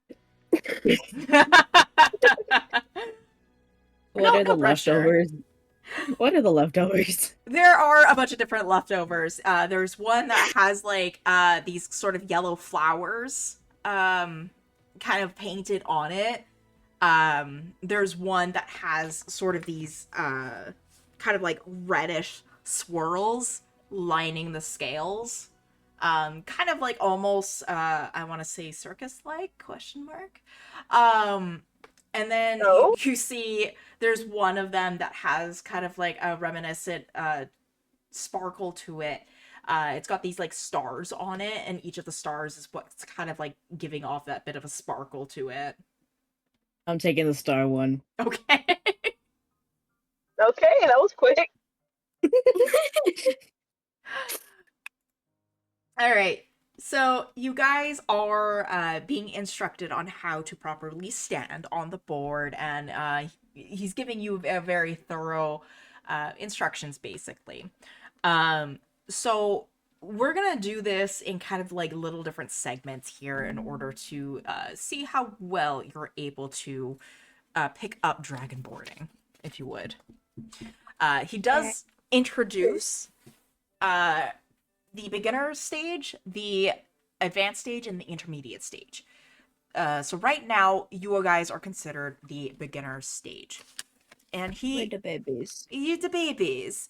However, there is a possibility you guys might be naturals. Now, if anybody does happen to become more into the intermediate stage, that's where he actually can introduce his little draconic friends to pull you along the waves. Rather than just wakeboarding. It's wakeboarding. Yes. Rather than just relying on the waves themselves, there is the means to actually bring about an artificial wave almost with these little draconic friends pulling you as well. But first thing is first, we are going to do different types of checks. Now, the way these checks are going to work is you are going to name a skill. Like any one of the skills within your your character sheet. You can only roll your skill once. So meaning if you are rolling your athletic skill, you cannot roll your athletic skill on your next check. You roll it once, that's it for this series. And you have to give me why your athletics is going to work. So say, for example, you're going to choose history instead. You need to explain me why in this circumstance right here, right now, is history going to benefit you? And essentially, you are going to try to convince me why you're gonna pass this check. Damn. Yes. I like this. This sounds fun. A little bit of a debate here is how it's gonna kind of almost work out. Lord. Oh my gosh. So, all right. Yeah, exactly. So you're gonna have to explain to me why, like, an insight check is going to help you. Why perception You have your entire arsenal at your disposal to choose from. But like I said, Hold on, this is gonna be like a whole show and tell type of fucking thing. you can only do one We have skill the PPTs. at a time. So, we're going to do 5 rounds of these checks. And after these 5 rounds, you will be categorized into your final beginner, advanced, or intermediate levels. I won't tell you what you need to be able to reach those levels. That is all going to be disclosed behind closed doors, if you would. But we're going to have fun with this. So, All right.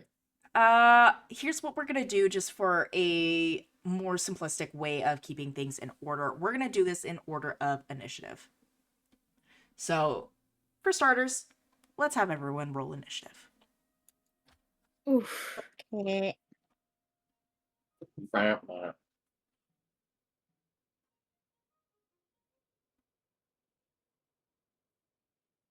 All right, good starts. I don't like Yeah, this we're already. doing great. Oh, Let me, I hate Let how me my see. character benefits from getting good on initiative, and then I just always roll shit on you initiative. said initiative? Initiative. Yep. Yes. Just So so it'd that be we could a have an 1D. actual good order.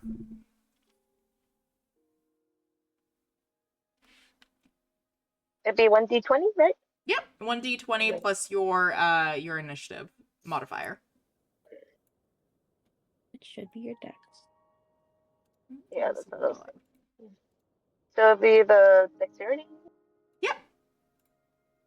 There we go. Then let me do that. Let me see, just to make sure, because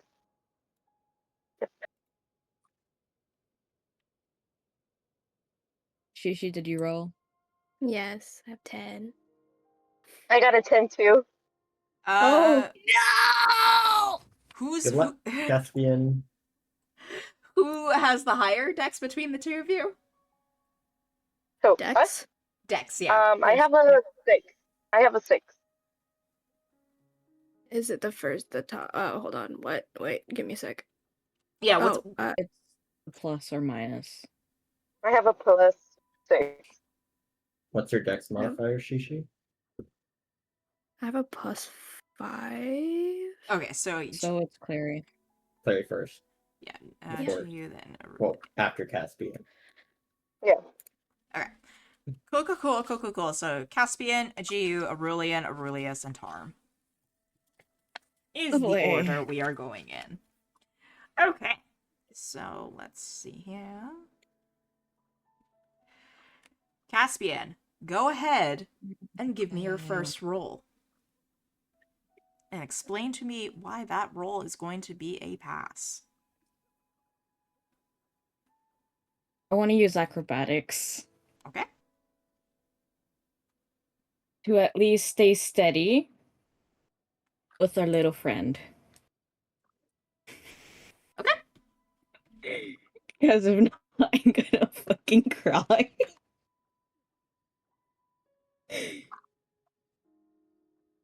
Mm-hmm.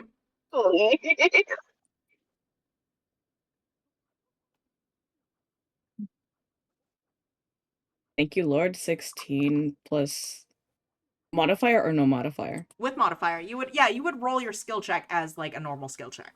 Alrighty. 18 either way. Okay. Perfect. Okay. So, using your acrobatics, you're able to kind of like maneuver your body in a way to maintain your balance. You've experienced your motion sickness and being on the cart so many times now that you're able to kind of like take that into muscle memory almost and steady yourself during their first initial tutorial as you are kind of being wafted around a little bit of the smaller tiny little bumps of the waves. GU, what skill would you like to try? I am actually gonna try the acrobatics as well. Okay. Yeah, so this is really just follow the leader. Okay. I actually thought of this one before. I was just like, either strength or acrobatics. I can't lose the strength one in case of anything. So So, tell me why acrobatics would work for you. acrobatics because it tends to deal with controlling yourself, just keeping more of a balance Okay. instead of relying on pure strength. It's more like just keeping still and just going with the wave as it goes. Perfect. Awesome. Okay, go ahead and make that roll. Just no modifiers, right? Nope, with the modifiers. With the modifiers? Yeah, Okay. yeah. You're rolling as if you were rolling a normal skill check for acrobatics.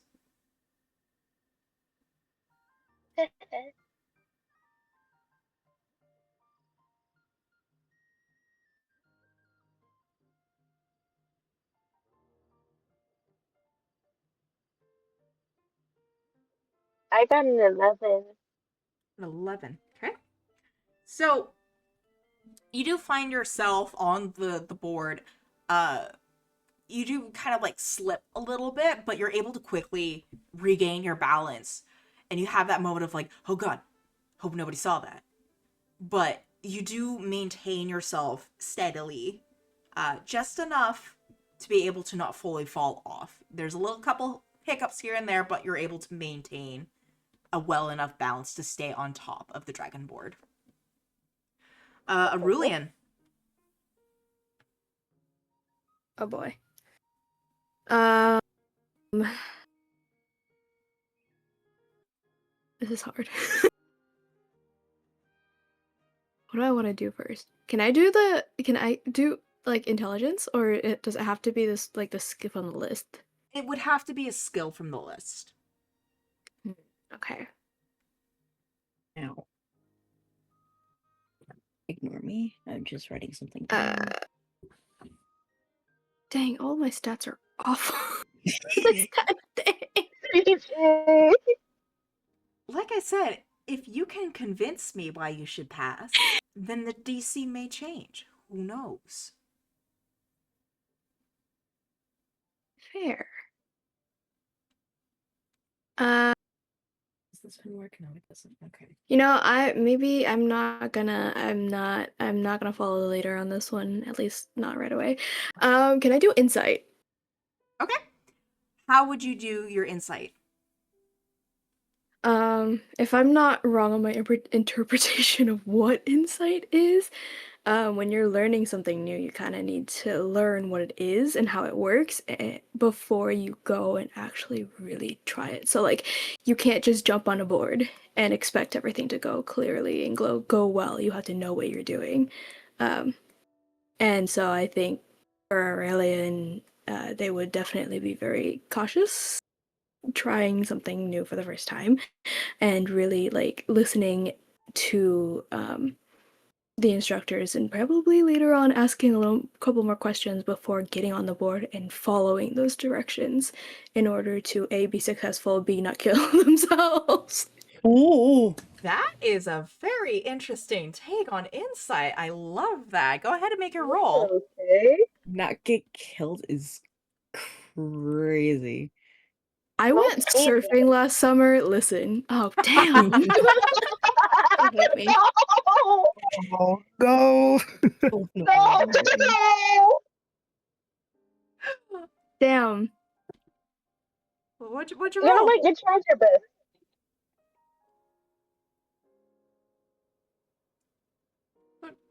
What did you roll?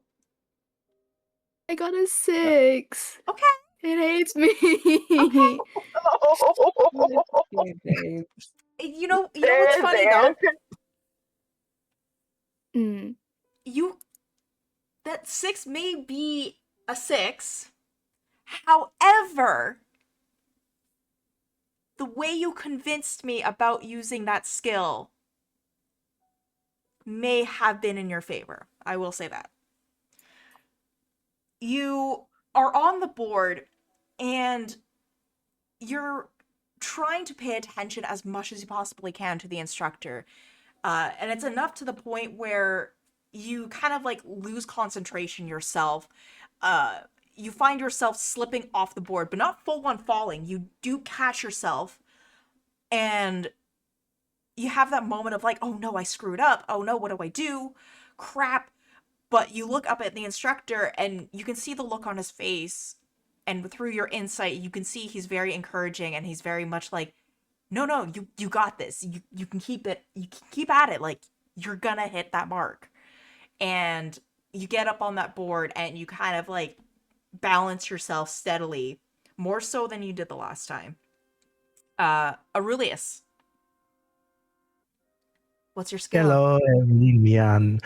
Um, I think I'll do investigation for my skill. Okay. How are you gonna make investigation work? I like to think that ever since the option for like dragon, what is it called? Dragon boarding? Yeah. Yeah, ever since that option was brought up and he expressed like an interest in it, he has been sort of quietly mentally making note of like what other people are doing and like the proper stances and like just what not to do. So I'd like to think that when he goes on the board he has those mental notes and he's following them to a T. Okay. Go ahead and make a roll. Yay. Why did you say that like you were already like drifting by everyone? Yay. It's a 9. Okay. So you've got kind of like these mental notes in your head, or you're kind of like running through them as a checklist, but you feel like you might have like missed a step somewhere because you've noted that as you're trying to maintain your balance, you realize that, oh no, your tether is not clipped down properly on you. And so you get caught off guard by the tether and you're like, oh wait, why is this not clipped properly? And in doing so, you end up actually slipping off the board. You don't fully fall into the water itself, but you kind of like fall enough and go down, and you hope that nobody saw that, but unfortunately everyone did kind of see that. God damn it. Tarm, what's your skill? What's your Alright. story?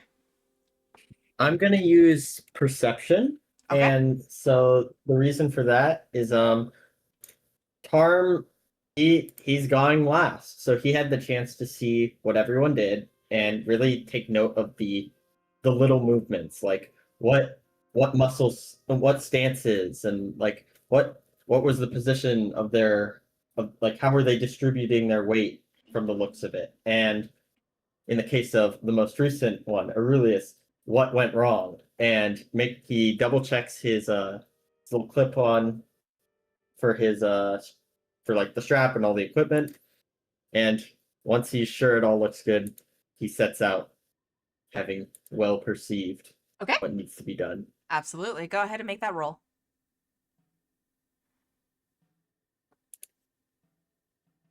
All right, should just come through in a sec. There we go. Ooh. Damn. Okay, so basically, watching all of your friends going ahead of you, you're able to have more of that kind of like expectation of what it's supposed to look like because you've diligently watched them all. So you basically end up copying their forms. You end up copying Caspian and GU in the way they're standing and the way that Aurelian was holding up themselves. And it seems to be out of the entire friend group here that you are the one who's been able to maintain the balance the easiest. So we're going to go back up to the top of the round. Caspian, what's your second roll?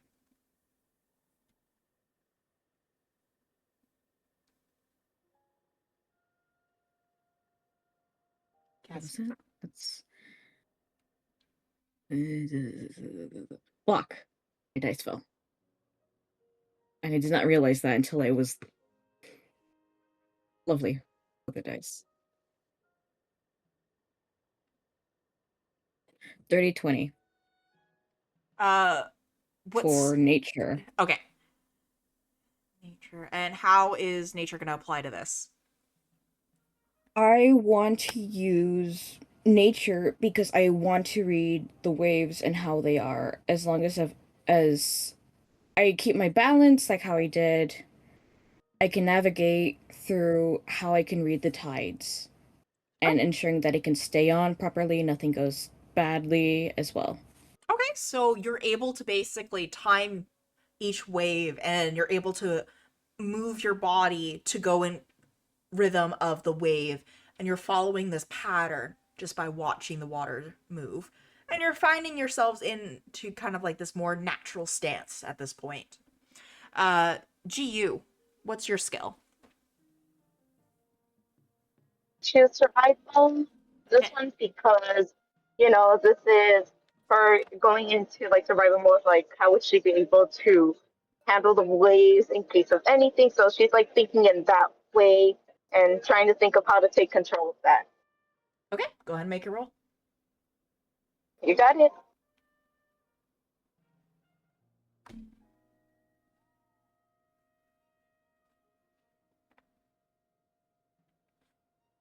Okay, that's fine. I'm happy with that. 18, yeah. So you're going into like kind of like this survival mode of like, I don't want to hurt myself. I don't want to get myself injured in any sort of way. And that's like kind of like your first most primary thought that's coming in your mind. And you're basically locking in. And you're able to keep yourself steady as you're on these larger waves. And not like the super massive ones, but you're able to sustain yourself on more of the movement of the water that's happening before you. Arulian. Okay. I'll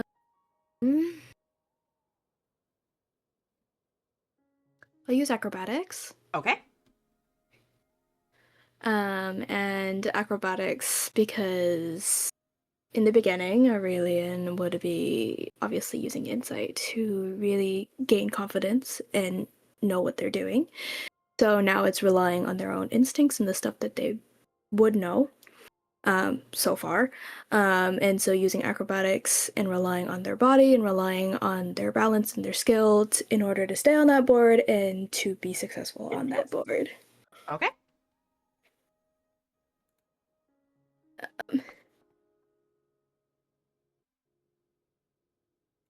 22.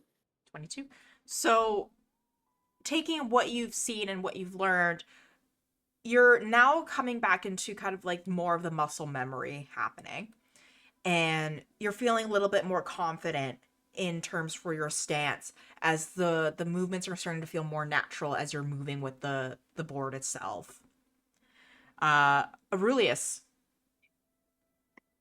Hello. I'm gonna try and do a performance Oh? because he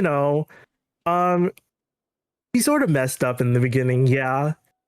And usually that would, bring people down, make them nervous, make them scared. No, Aurelius is stubborn. He is a bitch. And so he is going to try to lock in and perform the best he can for everyone to know that he is not he's not some screw up. I love that. All right, make your roll. I like how I just yourself. I have a list of what I want to do, but I'm trying to think of it. Look at this little setup already. Okay, I so love that explanation. having that moment of like, I can't be the fuck up. I got this. You let that confidence come over you, and you're kind of like getting onto the board, like, don't worry, I got this. And using kind of like that confidence and that kind of charm you have about you, you're able to actually put that into motion.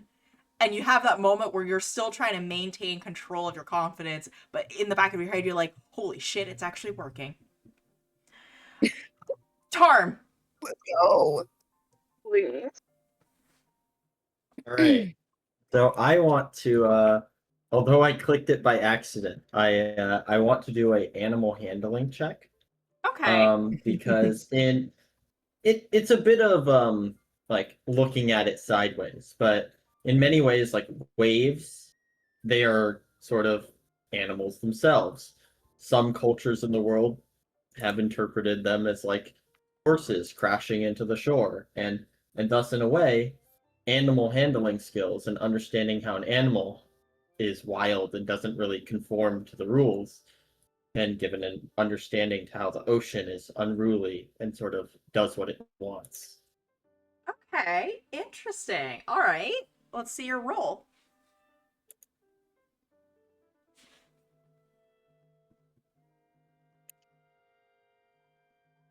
18. 18. Okay. So you're taking your perspective of, like, say, riding a horse, if you would, maintaining and controlling a stallion, and you're trying to like think about your experiences with like even trying to control um Skip, and you're applying that sort of mentality of focus and determination into your dragon boarding experience.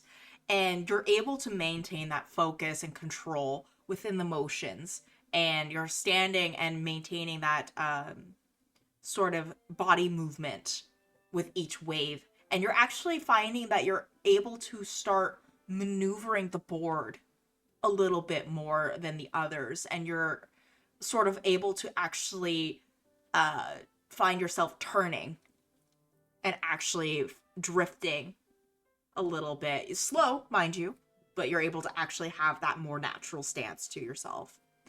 Third round, Caspian. I'm looking at the little list that I have here. As you can see in session chat, I've been thinking a lot. Mm-hmm. Mm. I was thinking of animal handling. Okay. But I don't want to do this in Skith already did it. To be fair, there's only so many skills, like we're gonna have overlap. I know, but I'm also looking at which ones I'm proficient at as well. I'm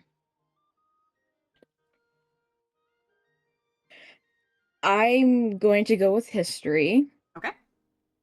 With what I've already learned, plus with the instruction learned, but also trying remembering how nature is itself, the way with the wind, how it always goes, the change of wind and everything like that. Oh, that's more like nature in a way.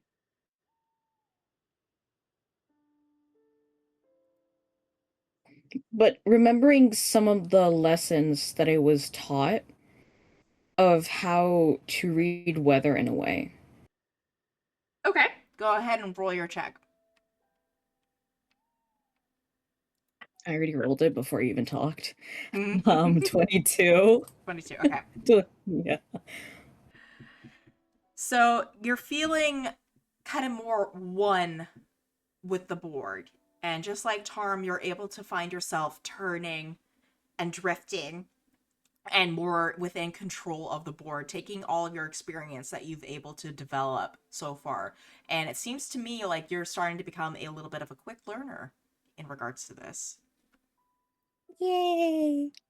GU. Hey, okay. I am actually gonna go for a weird one. Actually, I'm gonna use religion. Okay. How does religion apply to So, this? okay, so religion. From what she remembered how Saloon, her goddess, is goddess of the moon, and the moon also helps with control, with determining how the tides are gonna be, and she's just gonna let it take over her, just feel within herself, as she trusts her, and just goes along with it. Okay. So she leaves it all up to her belief. Okay. Go ahead and make your roll. Okay. Oh, wait, let me put the other one. No.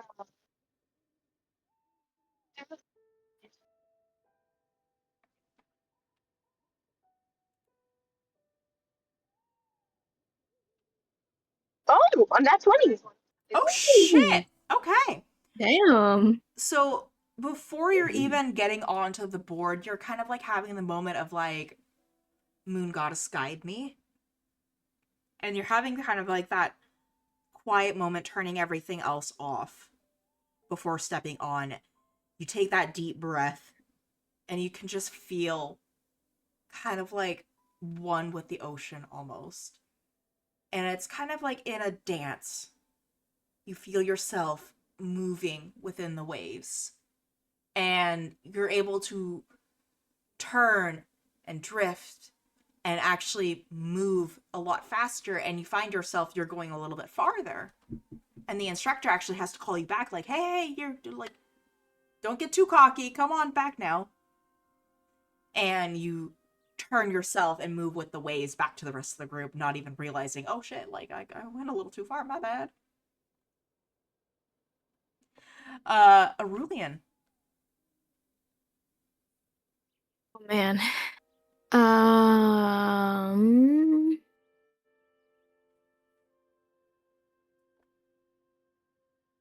Can I use? Oh, this is kind of a reach looking. Were you gonna say stealth? I heard a nest. Yes. Okay, how's stealth gonna work in this? Let Chi cook. Like Chi cook. Actually, I see a way. It's Hmm. it's a little bit of a reach, especially with stealth. But people who are stealthy have to have amazing, like crazy body control and crazy like ways to understand how things interact with them to be that silent.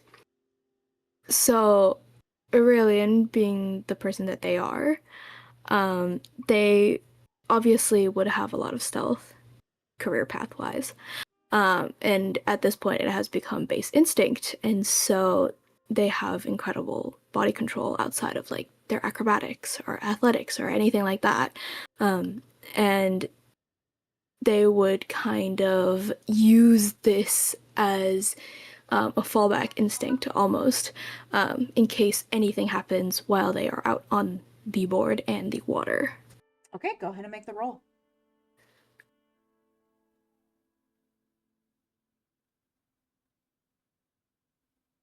Okay, 19.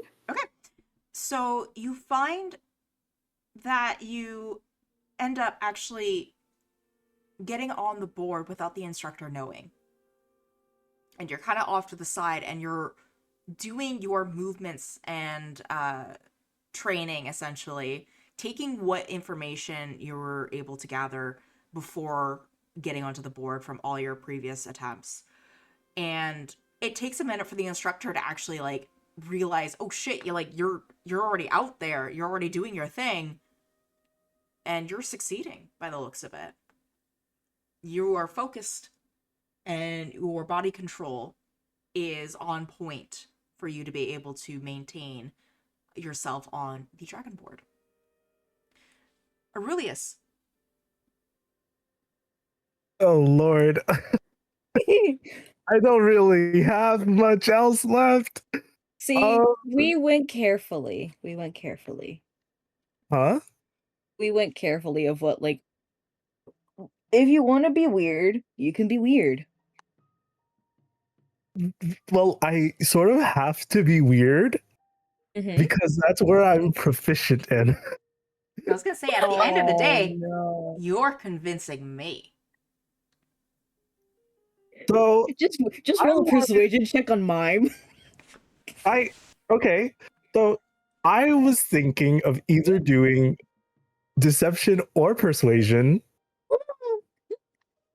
because they're both the same value for me, but because Aurelius at this point, he's aware he fucked up, and he's aware that he is now performing at a level that would most likely be acceptable, but what he wants to do is to essentially convince everyone around him that that initial fuck up that he had did not happen, and he actually knows his way around dragon boarding, and he knows what he's doing. Okay, go So- ahead. Make the roll. Okay. Are you kidding me? That's a 10. I was gonna root for you for the underdog. Oh my god. Oh my god. Plus I like 7 being on too your is side. wild. Yeah. Oh my god. Imagine Oh it my was god. flat So- rolls. Imagine if it was just flat rolls. You're Imagine trying that one. Oh god. you're trying so hard to convince everyone around you that you will know what you're doing and that you're able to do this. But the person you should be convincing the most is yourself. You know that this is not something you're used to doing, and unfortunately, it's showing that you don't know fully what you're doing. Tarm. All right, so I want to make an intimidation check, because the sort of going off of his previous one of animal handling and thinking of the ocean as an animal to I guess handle is he's sort of seeing this like as you have to have the courage and the indomitable will to like push through and be willing to face the wrath of the ocean and come out and have the belief that you will come out on top. Okay. Make your roll. All right, 16. Okay. So you have kind of like that inclination of like, I want to say confidence is the best way to explain it probably. And it's more so that confidence that you're trying to radiate amongst everyone else of like, I've already proven to myself and I've already proven everyone around here that I can be able to figure this out. And so when you're getting onto the board and you're moving around on it, you're having that moment of like, hey, I can do better. I will do better. This is going to happen. Nobody's going to stop me. And you try to attempt to actually go out a little bit further to reach those larger waves, but you do find yourself that it's not quite working out in your favor. You're able to maintain your balance and you're still holding on strong, but then you have that quick realization of like, ooh, maybe not this ready yet. So we're going back to the top of the round with Caspian. Love thinking in the meantime. Really do. Gotta love it so very much.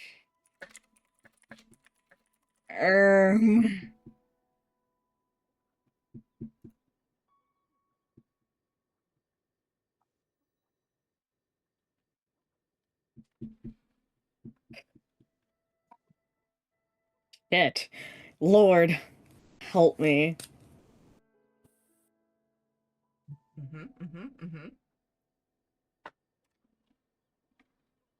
And why did I have to start off with the good ones?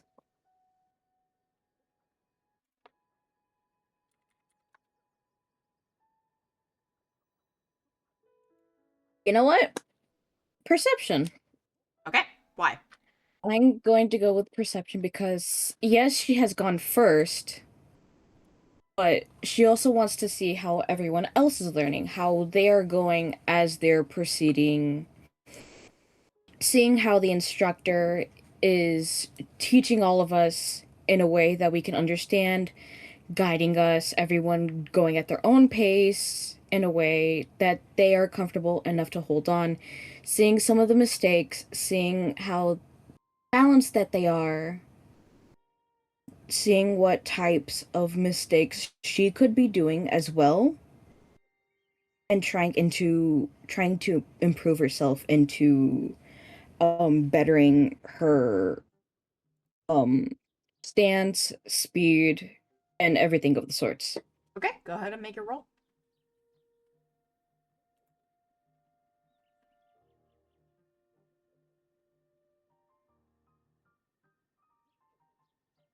Perception. 18 again. 18? Okay. So, with observation and your general kind of like watchful eye of everyone, you're able to traverse a little bit further out, and you're actually finding yourself on a little bit of a wave. And at first, you're kind of like, oh shit, oh shit, oh shit. But you're able to actually keep yourself together, and you survive essentially the little wave and make yourself back onto the beach. GU. Let me think of it. I guess I will do. I don't want to use all my good ones left. I guess I'll use Which one did you use again, Caspian? Huh? Which one did you use again? Perception. Okay, I am gonna do the investigation then. Okay. And how? So she is when she had done pretty good, gained a further ahead bit than the others. She's still like making sure of how everyone else has been doing and what else could she learn from their technique, how they're standing, their foot positions, how some of them feel more tense while some feel a bit more flexible around it. She's just trying to take a look at how each of them are reacting differently around this activity and seeing how the person that's teaching us is also teaching to others and ourselves as well. Okay, go ahead and make your investigation check. Okay. Sounds right.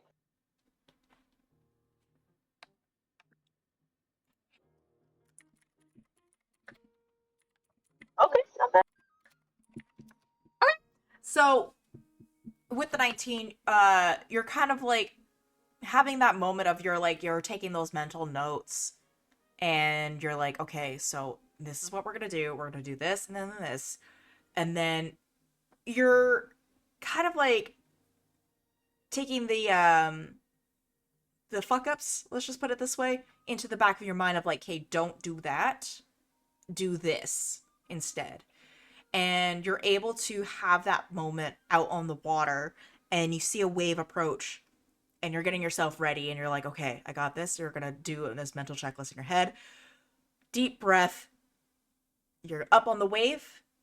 You turn around, and you find yourself essentially riding that little wave gracefully back. Aurelian. Woohoo!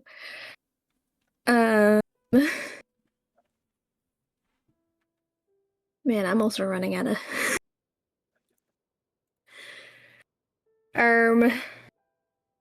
Okay, let me do a weird one because why not? I'll do persuasion. Okay. Oh, I was gonna go. Fuck it. It's kind of the point. So Aurelian is doing okay. But every person's got to do that little, the little pep talk thing. It's either you hate yourself or you love yourself. And two things. They're going, I can do this, I can do this, I can do this, I can do this, I can do this, I can do this, I can do this. And it's like, yeah, I'm gonna get through this. I'm having so much fun. This is gonna be so fun. And then the other half of their brain is going, please be nice to me. To the water, by the way. Please be nice to me. Please be nice to me. Listen, I just want to have fun. Please be nice to me. And the pep talk usually sometimes works. Well, we're about to find out that skill check of yours.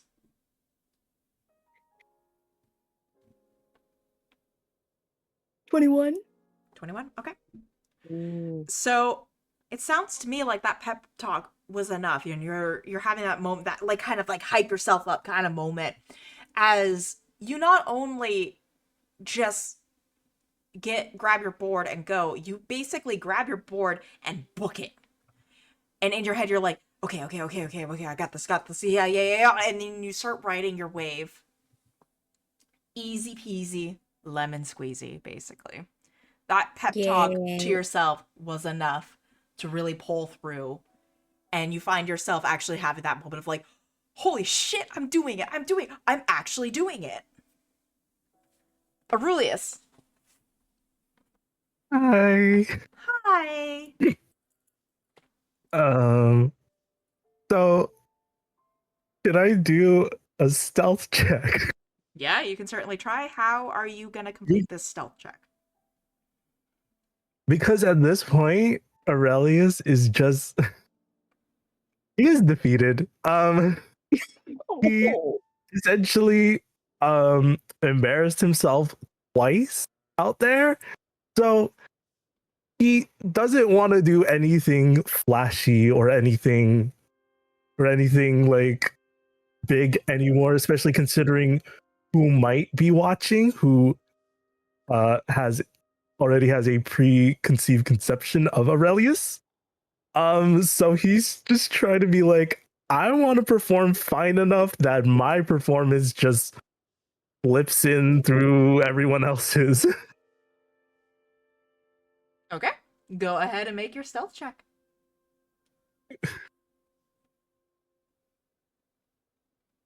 Oh, that's a 13. Okay. So you're able to kind of be like, fuck this, I'm gonna go try over here where hopefully nobody's really looking. And you get on the board and you're just trying to maneuver yourself and be able to turn and drift just like the others. And you're able to kind of do it.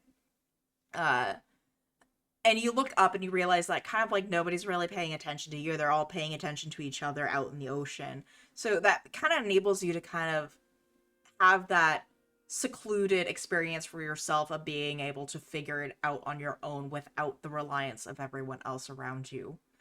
And as you're on the board, you kind of look out on the beach and you do see there are individuals who are more focused on your group at hand, and the others who are experiencing the resort, if you would, and the luxuries. But you also do see that there are what appears to be individuals in uniforms. Tarm. All right. I'm gonna do a survival check. So last time he went with the one with the intimidation roll, well, he got a little bit humbled. He saw that he can't get overconfident, and he needs to focus on the skills that he saw, that he learned, and he needs to forge a path forward. He needs to find that line forward, and he can't do that with overconfidence. He needs to focus on what he sees before him and what he's able to read, and really take in that environment so that he can discern the best path forward and survive the waves. Okay. Go ahead and make your check. Damn. So with that 9, you're starting to have that moment of disconnect with the water. You're starting to feel kind of like out of rhythm with the movements, and you're kind of having that moment of like, I don't understand what's wrong with what's going on. And it's almost as if you're overthinking it, if you would. And you have that moment where you have to like just kind of like stop yourself and pull yourself off the board, and you're standing in the water and you're just kind of like, what am I doing wrong? We come to our final rounds here. Caspian, what's your final check? I already said it when she was doing it. My Also heart. going with yeah. I was in the middle of writing it on my list, persuasion, and then you said persuasion. I'm like, oh. I mean, it's not like you can't do it. I know. I'm going to roll persuasion because same as Aurelian. She's trying to pump herself up, but also trying to tell herself that she can do a bit more if she believes. She already has good experience so far. Nothing that extreme has happened.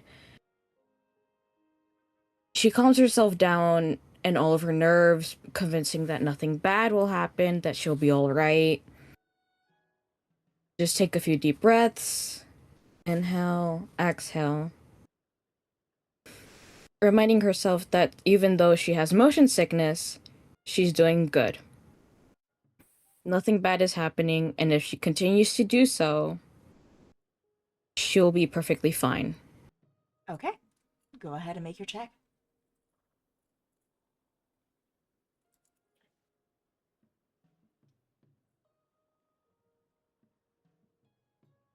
So that's kind of nice. Mm-hmm. A 25? Okay. So with your little bit of a pep talk and having that kind of like that moment to yourself, you start to feel like you're one with the waves. You're one with the ocean. You're one with the board.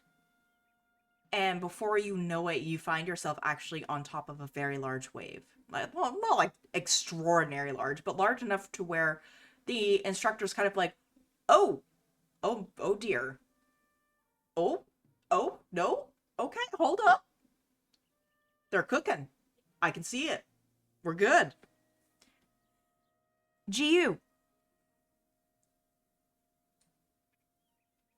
Hey, I am using the, let me see, I already did athletics, religion, survival, and investigation. So I guess what I'll be doing is the sleight of hand. Okay, Okay. how's sleight of hand gonna work?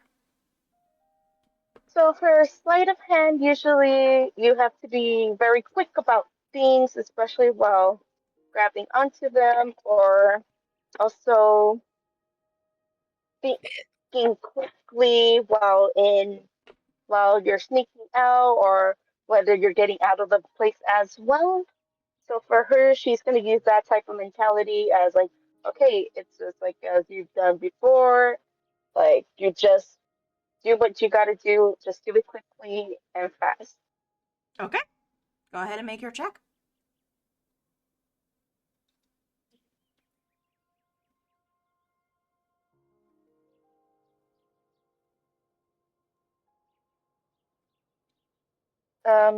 Did it go through or no?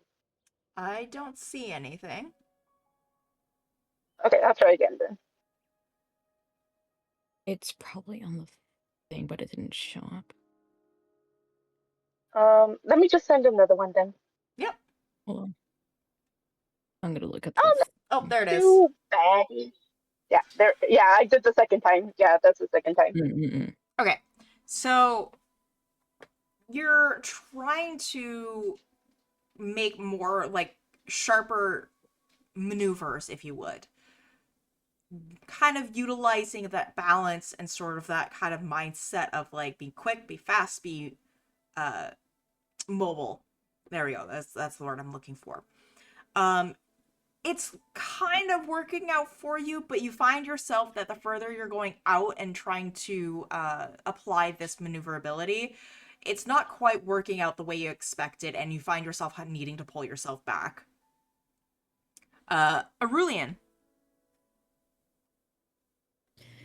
Ooh, okay. Last round. Let's do a perception check. Okay. And in this case, perception would come into play for Aurelian because they've seen success, or at least as much as they would be getting right now. And so they're pumped up on adrenaline, and so now they have to lock in, and if they want to do anything else cool, they have to start really looking around themselves. So looking at people who are also surfing and looking out in the ocean and the waves and making sure that they are fully aware of their surroundings and not just locking in on their skills and their body, but also locking in on being fully aware so that they can attempt things that they want to attempt. Okay, sure. Go ahead and make your check. Awesome. Ooh, 21 again. Fantastic. So, using that perception and that sort of mindset, you're able to actually almost copy the more experienced individuals. So like you can kind of note that there were individuals further out and you're like, okay, I want to try what they're doing. And you're practicing first initially the stances out on the beach, and then eventually you take that out into the water. And you do find yourself able to not quite fully copy them, but enough to get you further out into the waters.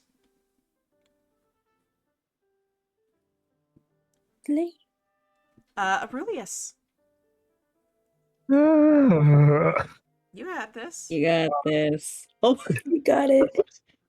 Okay. Um. So I was thinking of just doing a nature check.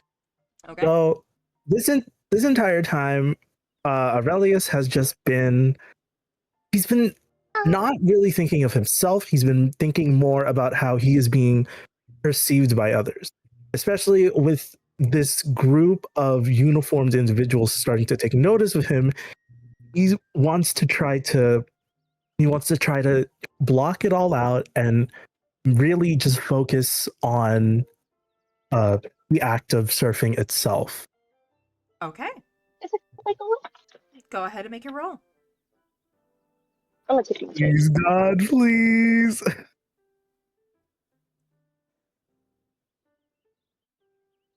Oh, that's a 21. Ooh. Okay. 21. So you're still kind of off to the side away from everyone else, and you're having that moment of just you're listening to the waves, you're listening to the wind, and you're having kind of like that one with nature sort of moment. And when you take your deep breath in and you approach the waters, you do find yourself you're actually able to move with the waves this time and actually be able to stand properly without falling. And you realize, oh my God, I'm actually doing it. Nobody's around it, but I'm actually doing it. I am one with the waves, if you would. Tarm. All right. So Harm, for his final roll, I'm gonna do insight, and the thing that Harm is looking into, what he's discerning intentions of and really analyzing, is himself.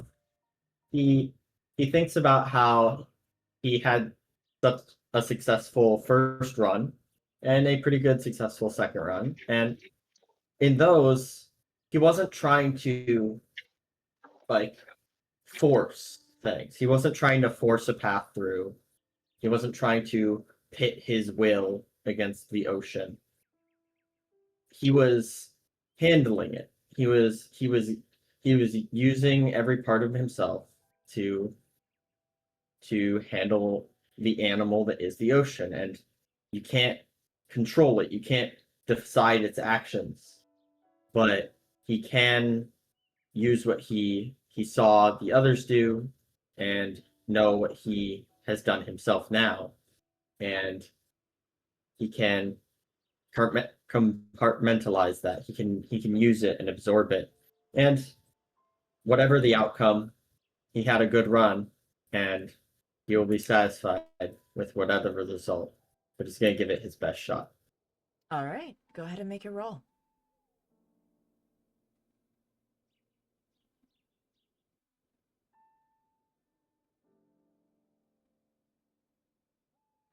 $19. 19. Alrighty. So with that 19, you kind of have more of that self-reflection upon yourself.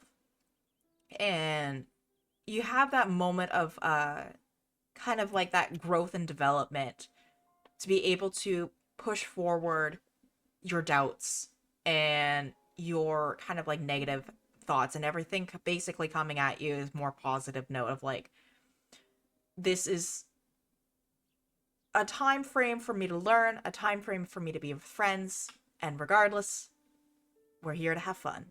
And sure enough, you do, out in the water, moving along with the waves. Not quite as far as, like, say, Caspian, but you're able to feel more of that content of, like, you know what? This is still good. I like this. And thus concludes your dragon boarding lesson. Beginners, yay! So, Caspian, GU, and Aurelian have the option to go through to the advanced classes. Whereas Aurelius and Tarm are at the cusp. Well, Tarm more so is at the cusp of the beginner class. But Aurelius, you may want to take a full set of another class. I'm sorry. You did your best. You did your best, and that's all that matters. Yeah. Not everybody's 100% is the same as somebody else's, right? So you're kind of having that moment with the instructor, and as you guys are having that kind of conversation, two individuals dressed in kind of like these black and red uniforms approach, and you see along the lapels of their uniforms is a monogram of MG. And they come up to you specifically, Aurelius. And one of them gives a bit of a bow. Sir, I've been informed that you will be here. You are required to be a part of a very important meeting back at the engineering hall. We require your assistance in an urgent matter. And that's where we're going to end it. Yeah. Damn, okay.